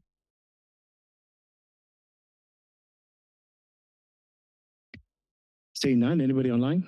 We have no speakers online, Chair. I'll bring it back to the board for a motion. I'll make the motion to move the action. Second. We have a motion from Supervisor Martinez, and we got a three-way tie for the second, but I'll go with Supervisor Cummings since he's online. If we take roll call? Supervisor DeSerpa, Aye. Koenig, Aye. Martinez, Aye. Cummings, Aye. and Hernandez. Aye, motion passes unanimously. With that, we have a scheduled item for 10:45, which we are right almost on time, 1 minute late. Oh no, we're on time, 10:45. We are doing really good, guys.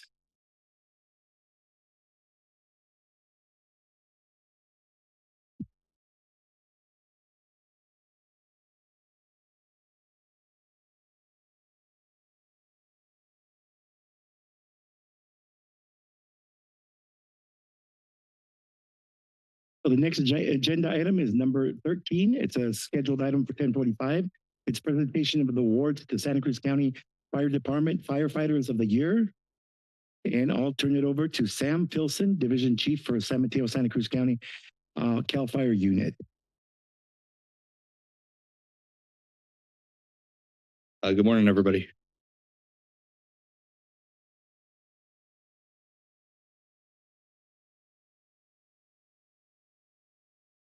Good morning, members of the board. My name is Sam Filson, Division Chief for Santa Cruz County Fire Department. With great pleasure, I join you here today to present the 2024 Firefighter of the Year Awards.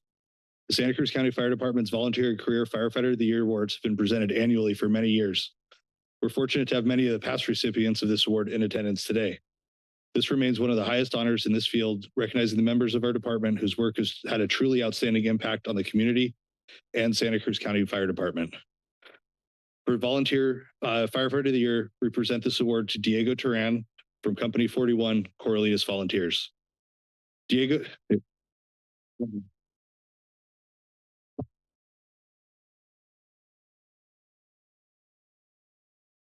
was born and raised in Santa Cruz County, attending Aptos High School, and is currently enrolled at Cabrillo College. Diego is the youngest of 3 children of migrant parents and credits them with instilling him with his great work ethic and dedication that have helped him in life and on his career path in the fire service. Diego is extremely grateful to all that have helped him and is always excited to help with his community. Diego has helped out with not only emergency incident response, but with community events, including the National Night Out and the Prom Dress and Suit Drive. Thank you and congratulations, Diego.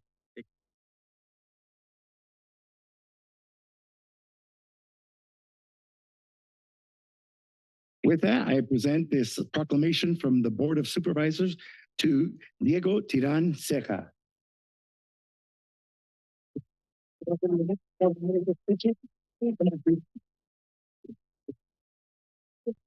And 3. Thank you. And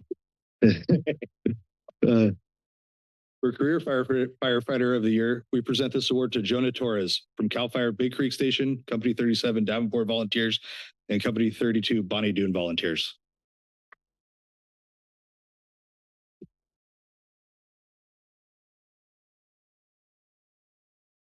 Jonah was also born and raised in Santa Cruz County and attended the ARC Independent Studies for high school. Jonah's lived in Bonnie Doon for the last 15 years with his wife and 2 children. Jonah became interested in the fire service after the 2020 CZU Lightning Complex and joined Company 32 Bonnie Doon Volunteers, where he has attained the rank of engineer. Jonah also became a career firefighter with CAL FIRE and promoted to engineer under the Santa Cruz County contract in 2024. Jonah is a member of the CZU Unit Wellness Program, the CZU Unit Safety Committee, and is a member of our peer support team. Thank you and congratulations, Jonah.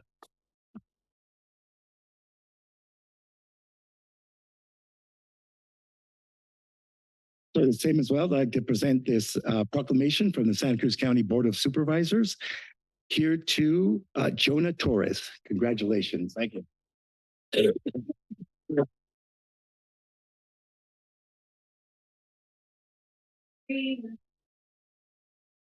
Thank you.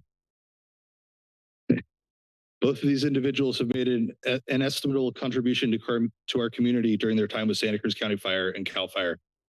I've had the absolute honor of working with Diego and Jonah, and I cannot be happier to see them honored here this morning, the Board of Supervisors, their family, and peers. Also this morning, I'd like to recognize a few other members of the Santa Cruz County Fire Department. Doug Almack from Company 29 South Skyline Volunteers was our top responder in 2024, answering 208 calls for service. Many members of the Santa Cruz County Fire Department have been with the department, assisting their communities for over 10 years. This morning, I'd like to recognize their contributions. From Company 37 Davenport Volunteers, Joe Paquin with 10 years of service. From Company 29 South Skyline Volunteers, Doug Almack with 10 years of service. Jeremiah Najorge with 10 years of service. Ian Kent, 15 years of service. Andy Siegel with 20 years of service. And finally, from Company 36 Loma Prieta Volunteers, Dave Choice with 10 years of service. Lance Louis with 20 years of service. Jacqueline Vizochil with 25 years of service. Alex Lehman with 35 years of service. And Kevin Epperly with 50 years of service. I close out by saying thank you to the Board of Supervisors, the members of the Santa Cruz County Fire Department, their families, and their communities. Thank you. And thank you. Thank you on behalf of the board to all the recipients today. With the whole group here.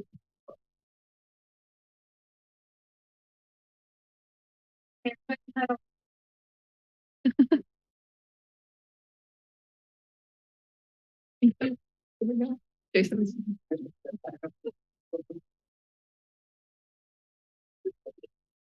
Any for volunteers? Is there someone? Okay.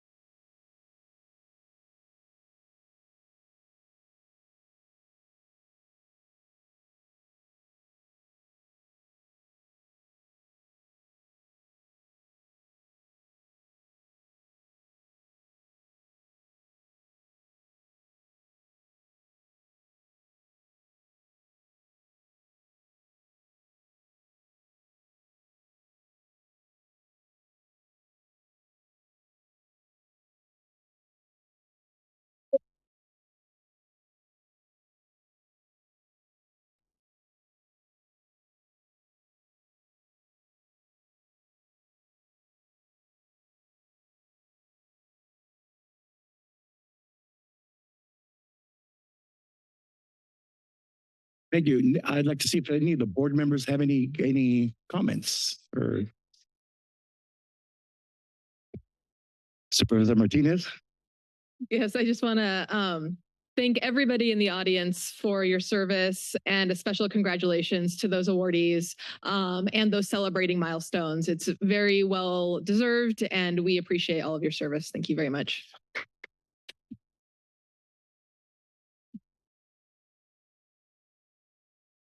Anyone else? Supervisor Cummings? Yeah, I'll just echo those sentiments. I just want to thank our firefighters and all those folks in our community who try to not only protect the lives and the people who are within our community and their property from wildfire, but also those who try to reduce who conduct vegetation management, like our Firewise councils, who really take into account the need to try to make our fires, our communities more resilient and resistant to fires. So just want to thank everybody for their hard work and look forward to working with you all moving forward. Anyone else with that? Congratulations to all the firefighters honored today. One of them is special to me. I know his family from serving them during a crisis at Dominican Hospital, and I got them all hooked up. And I was at Diego's graduation from high school. Very, very proud of him. So congratulations to the Chiron family in particular.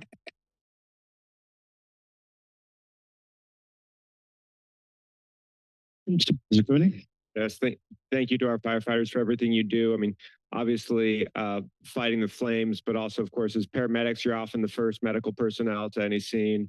And it's such a broad range of services that you provide our community, and we can't thank you enough. Thanks. Thank you. With that, I'll take it out to the public, see if anyone in the public would like to comment. Seeing none, anyone online? We have no speakers online, Chair. I'd like to see if anyone of my colleagues entertain a motion. Is this an action item? Well, no, but accept the awards, I guess. No action? Oh, no action required. Moving on to item number 8. Let me go back a page here.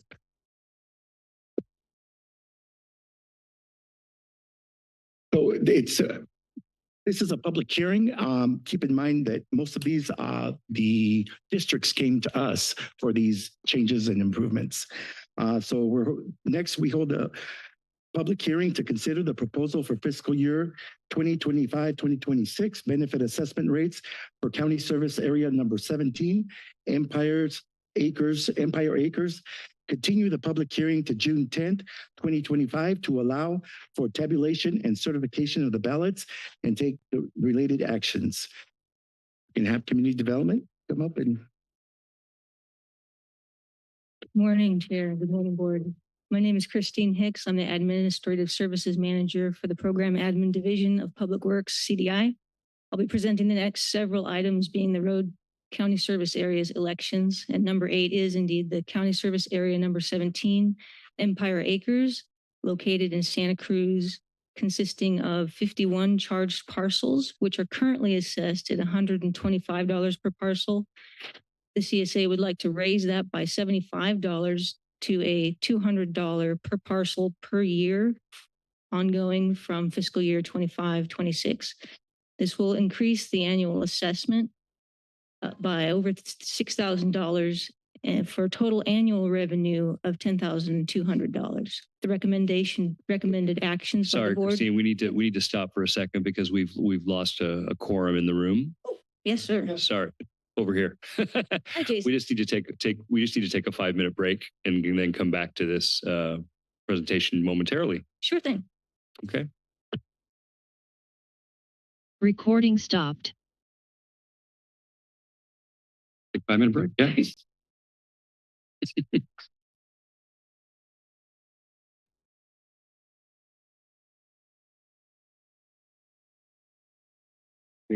Three in the room. Yeah.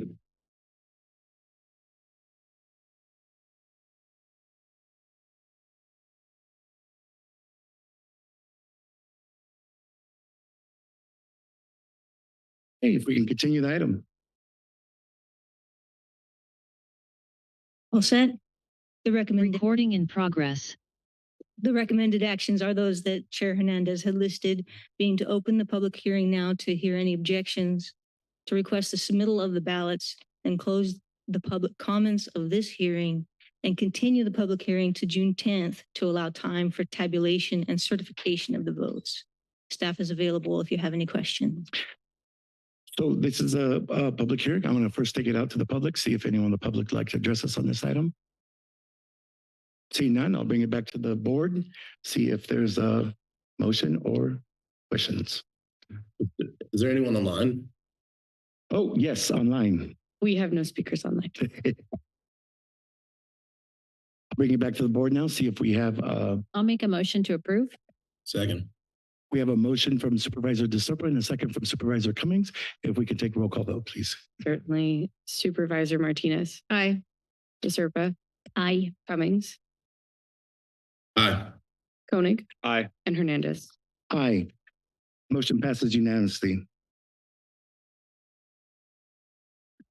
So the next agenda item is number 9, to hold a public hearing to consider the proposed fiscal year 2025-2026 benefit assessment rates for county service area number 25, Viewpoint Road. Continue the public hearing to June 10th, 2025 to allow the tabulation and certification of the ballots and take related actions. I'll continue with Christina Hicks from the Administrative Services. Thank you, Chair. This CSA service area number 25 Viewpoint Road is located in Aptos, consists of 54 charged parcels, which are currently assessed $200 per year. The CSA is proposing to increase that assessment by $100 per parcel so that each will be assessed $300 annually after fiscal year 25-26, assuming the election passes. Ballots were mailed to the affected parcels on February 11th of 2025, and if passed, the election will result in an additional annual assessment of $5,400 to increase available funds for maintenance and repairs. And that would result in a total annual revenue for the CSA of $16,200. The recommended actions are as Chair Hernandez listed, and staff is available to answer any questions. First, this is a public hearing, and I'll take it out to the public to see if anyone would like to address us on this item. Seeing none here, would anybody online? We have no speakers online, Chair. I'll bring it back to the board for motion. Also move. A second. We have a motion from Supervisor DeSerpa, a second from Hernandez. If we could take a roll call vote. Supervisor Koenig. Aye. Cummings. Aye. Martinez. Aye. DeSerpa. And Hernandez. Aye, motion passes unanimously. With that, we have the next agenda item, number 10, to hold a public hearing, consider the proposed fiscal year 2025-2026 benefit assessment rates for county service area number 32, View Circle. Continue the public hearing to June 10th, 2025, and allow for tabulation and certification of the ballots and take all related actions. Thank you, Continue Chair. the presentation. The county service area number 32, View Circle, is in Felton, consists of 9 charged parcels, which are currently assessed a little over $315 per parcel per year. This election will propose an increase to $600 per parcel per year to allow additional revenue for funds for maintenance and repairs. The CSA's total annual revenue would increase to $5,400 if the election passes.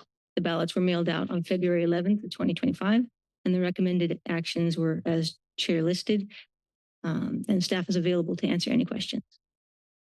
With that, this is a public hearing. I'll take it out to the public. See if anyone would like to address us on this item. Seeing none, we'll check online. I see no speakers online, Chair. With that, I'll bring it back to the board for a motion. I'll move approval. A second. We have a motion from Supervisor Martinez and a second from Supervisor DeSerpa. If we can take, Madam Clerk, if we take roll call vote. Supervisor Koenig. Aye. Martinez. Aye. DeSerpa. Aye. Cummings. Aye. And Hernandez. Aye, motion passes unanimously.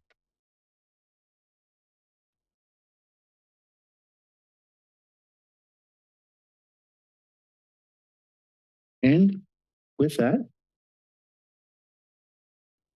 this is the last item, and so it's Number 11 and number 12. Next item is item 11. back a page. Got it. We got a few more to go. The next agenda item is number 11, to hold a public hearing and consider the proposed fiscal year 2025-2026 benefit assessment rates for county services area number 46, Pinecrest, and continue the public hearing to June 10th, 2025, to allow for tabulation and certification of the ballots and take related actions. Thank you, Chair. This CSA number 46 Pinecrest is located in Boulder Creek and consists of 36 charged parcels whose current annual assessment ranges from about $30 to $574. This election proposes to increase each parcel's annual assessment from 25-26 and ongoing by $1,000 each year. This will allow the CSA to do some much needed repairs throughout the entire CSA, all the roads, and bring them up into well-maintained condition and thus eligible for public assistance should they experience further declared disasters as they did recently in the winter storms. Ballots were mailed out to the affected parcels on February 11th, 2025. And if passed, this election will increase their annual assessment by $36,000 for a total of $46,792.88 each year. The recommended actions for the board are to open the public hearing, to hear any objections, request the submittal of the ballots, close this public comments portion of the hearing and continue the public hearing to June 10th to allow for tabulation and certification of the votes. We're available to answer any questions. With that, I'll open the public hearing, see if anyone would like to address us on this item. Seeing none here. Anyone online?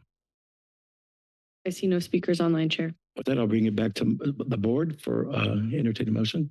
I'll move approval. Second. We have a motion from Supervisor Martinez and a second from Supervisor Koenig. If we could take roll call vote, Madam Clerk. Certainly. Supervisor DeSerpa, Aye. Cummings, Aye. Martinez, Aye. Koenig, Aye. and Hernandez. Aye. Motion passes unanimously. Now we're on the last item. I got ahead of myself. Next item is agenda item number 12. Consider the presentation of Federal Bill HR 22 S128 SAVE Act and its impact on voter eligibility and implications for the Department of Administration, and take all related actions. I'll turn it over to Tricia Weber, our county clerk, for the presentation. Thank you very much, Chair Hernandez, members of the board. I am Tricia Weber, Santa Cruz County Clerk, and with me is Rita Sanchez, the Assistant County Clerk. We're here today to talk about some federal legislation. It's two same bills, one introduced in the House, that's HR 22, the other in the US Senate, that's S128, and it's known as the SAVE Act. Where do I push this one? Okay. In January 2025, these two bills were introduced by Congress.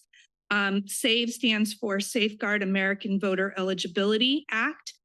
And then I'm also going to touch on the March 25th, 2025 executive order that was issued. That's Executive Order 14248, called Preserving and Protecting the Integrity of American Elections. The SAVE Act is aiming to address non-citizen voting, which is something that has been out and about for many, many years. The discussion that many people who are not eligible to register to vote have been indeed registering and voting. However, many studies have shown that there is not widespread fraud for registration or voting. However, the SAVE Act is specific to non-citizens because it requires proof of citizenship to be done at the time of registration. The SAVE Act will implement stricter registration requirements, such as the proof of citizenship, either through a U.S. passport, a naturalization certificate, or a birth certificate. That proof of citizenship must match your proof of identity. So it would need to match your driver's license or what other ID card you are also providing.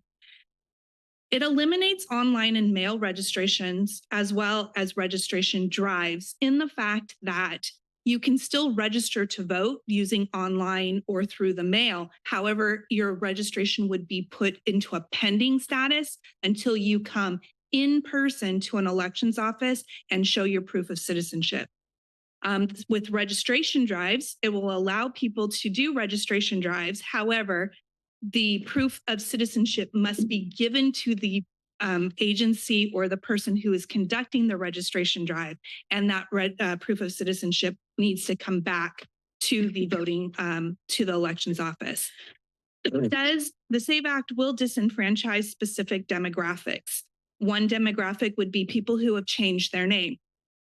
For example, I changed my name 20 some odd years ago when I got married. My proof of citizenship with my birth certificate does not match my identity of what that is on my driver's license. And currently there is nothing in this law that says you can use a marriage certificate to show why my last name changed from Langer to Weber. It also disenfranchises people who live in rural areas because they must come in person with their registration and citizenship document. So in some counties, it could take hours, if not days, to do a round trip across the United States. With us, our county is a little bit smaller, but still it requires time It requires the ability for you to get here during our time that we are open, which is Monday through Friday, 8 to 5. And you must have the exact documentation that we need at the time. Otherwise, you need to go back. Only 58% of the citizens in the United States have US passports. So not everyone will have a passport in order to show as their proof of citizenship. And with real IDs, you don't need to be a US citizen in order to get a real ID. And the real ID does not show that you have proof of citizenship that has been identified at the DMV. Last, the SAVE Act does is it introduces criminal penalties for people who do these registrations, and it's personal. So I could be held liable by somebody making an accusation that I registered someone that did not show correct proof. As the registrar, that makes me very nervous, not just for myself, but we do same-day registration in California, where we put people out at voting locations, and that they would then be held personally liable if somebody felt that they did something and didn't do their due diligence to go through. Talking about the executive order, that executive order is to enhance election security. So it does have a proof of registration or citizenship on as well, but it also says it prohibits ballots being postmarked and received. State of California allows 7 days for any ballots that are postmarked on or before election day to be returned and considered timely. It authorizes a federal review of the voter registration lists. So it means that the Department of Homeland Security, the Elections Administration Commission, and other federal agencies can then come into our voter registration lists and review them and remove people without going through the due diligence of what is it that we have seen that allows people to be on our registration list. It will penalize states if the state of California does not follow exactly what the executive order is, or if Santa Cruz County doesn't follow exactly what the executive order is. We could have federal funds withheld that we do receive to help us conduct elections. The executive order was signed and it would have gone into effect within 30 days of signature of the executive order being signed. However, there are numerous lawsuits that have been placed against the executive order. So it is currently in limbo until those get resolved. And I will say that the state of California is one of the lawsuits. They joined with 17 other states on the requirements. The SAVE Act, I'm going to do that later. That's a later, forget that I started that. So I kind of went through what the impacts were on the SAVE Act. We're going to talk specifically about that now. So it requires the voters to prove their citizenship when they are registering in person at an elections office or a designated location. It also requires voters to do the same thing if they are doing an update of information. You move, you want to change your political party, you you do a name change, you must come in every single time that occurs. As I said, it eliminates the ability to do a complete registration transaction if you are doing an online registration, a mail-in registration, or going through the DMV to do your voter registration, because you can submit the registration, but you still must come in person to an elections office in order to show your proof of citizenship. It will eliminate any addresses that updates that are done through the United States Postal Service. Right now we get, they're called NCOAs, the National Change of Address Forms, that when people go in and do update their address at the post office, then we get an electronic notification that they have moved, and we too update our registrations. That will no longer occur because there can be no automatic updates. And it also creates an unfunded mandate, not only for election offices, because we have to update the entire process and procedures. We will have to go through training on how to read the appropriate documentation, know what a certified copy is from each of the states, and do all of that. But it's also an unfunded mandate for the voters, because they are now burdened with coming in person in order to do their registrations during our times that we are open. And for many people, it will be a back and forth to bring the appropriate documentation. In 2024, Santa Cruz County did 45,390 registrations, and that's from the whole calendar year. So you can see kind of how it was broken down, that the DMV, we received over 26,000 through the DMV. We got about 2,800 in the mail. Our military overseas voters, also known as UOCAVA voters, we got 385. Through the NCOA process, the National Change of Address, over 2,600.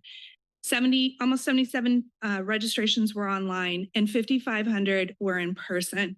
Just breaking that down across the whole year, that goes down to 173 registrations a day. And these people would need, under the SAVE Act, to come in person in order for us to do that.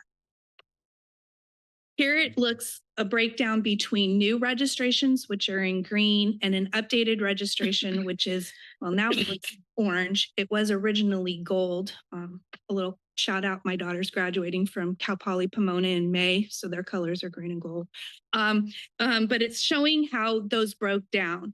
So of the ones that were done at the DMV, those 26,755, you can see that 4,500 of them were new registrations, and 22,000 of them were updated registrations. So I move the in-person ones off to the side because those are the people who actually came in to see us.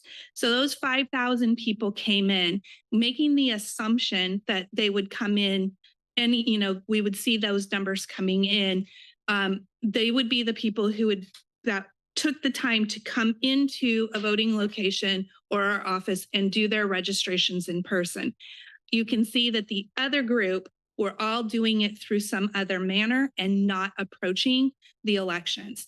So it's giving a scale of reference of how many people may possibly have been disenfranchised by not being able to not coming in person or relying through other ways. So here we are with tracking the bill. Currently, HR 22 is the one that is moving. The Senate bill is still sitting there over in their Rules Committee. So it's been introduced. It went through the Rules Committee where it was determined that it did not need to go through any other committees and that it could be put up for a vote on the floor of the House with 1 hour of debate. And the floor vote is imminent. We thought it was going to happen last week, but due to some other things, voting was suspended for the rest of the week, and now we're waiting. I haven't checked to see if they were talking about it right now. The assumption is it's going to pass the floor, or the U.S. House of Representatives, and will then move to the Senate, where it will start over. It'll go through the Rules Committee. It'll be determined whether or not it needs to go to any other committees or just go straight to the floor. If it passes the floor vote there, then it'll go to the president for signature. And then once it's signed, it will be enacted in 30 days.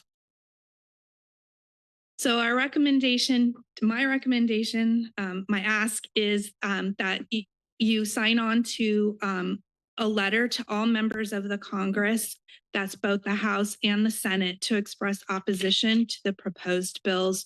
In the packet was my proposed letter as well. And that concludes my presentation, and I'm happy to answer any questions. Do you have any comments or questions from the board?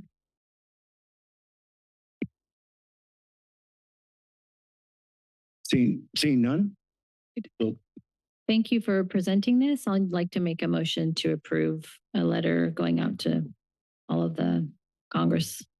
Thank you. We have a motion, but we'll take it out to the public before we do that. Anyone in the public like to address us on this item? Seeing none. Anyone online? I see no speakers online, Chair. Supervisor Cummings, I'll bring it back to the board.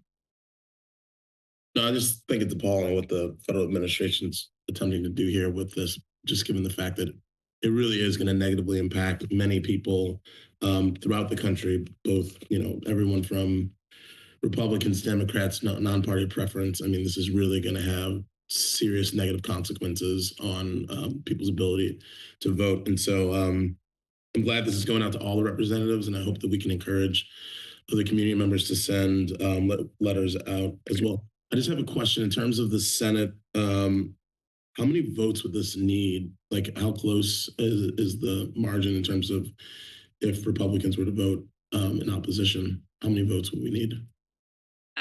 I believe the number is 7. So the House requires only a simple majority, whereas the Senate requires 60% passing. So I believe the number is 7. Republicans would have to vote against it to cause it to not pass. Thank you. Yeah, that concludes my comments. Really disappointing to see this before us, but I hope that there's some courage at our federal level to push back against this policy. Supervisor Martinez.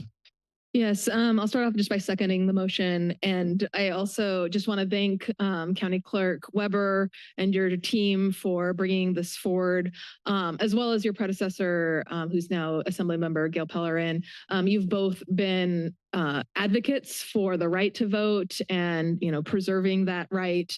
And, this move by Congress, it's just another effort to disenfranchise people, to take the voice away from folks here in our community. And I know we're committed to do anything we can at the local level to ensure that people have the right to vote. And so thank you for seeing this as the urgent matter that it is, bringing it to us so we can put our statement on it in opposition. And I appreciate your work. Thank you. So thank you for doing this. It's a bold action, so I really appreciate it. This is the direction that I would like to see our board go into. So thank you for that. And we do have a motion from Supervisor DeSerpa and a second from Supervisor Martinez. If we could take a roll call vote, please, Madam Clerk. Absolutely. I'll start with Supervisor Cummings. Aye. Koenig. Aye. Martinez. Aye. DeSerpa. Aye. And Hernandez. Aye. Motion passes unanimously. And that is the last agenda item. Next meeting is for our regular board meeting is 9 a.m. on Tuesday, April 29th. Meeting is adjourned. Record time.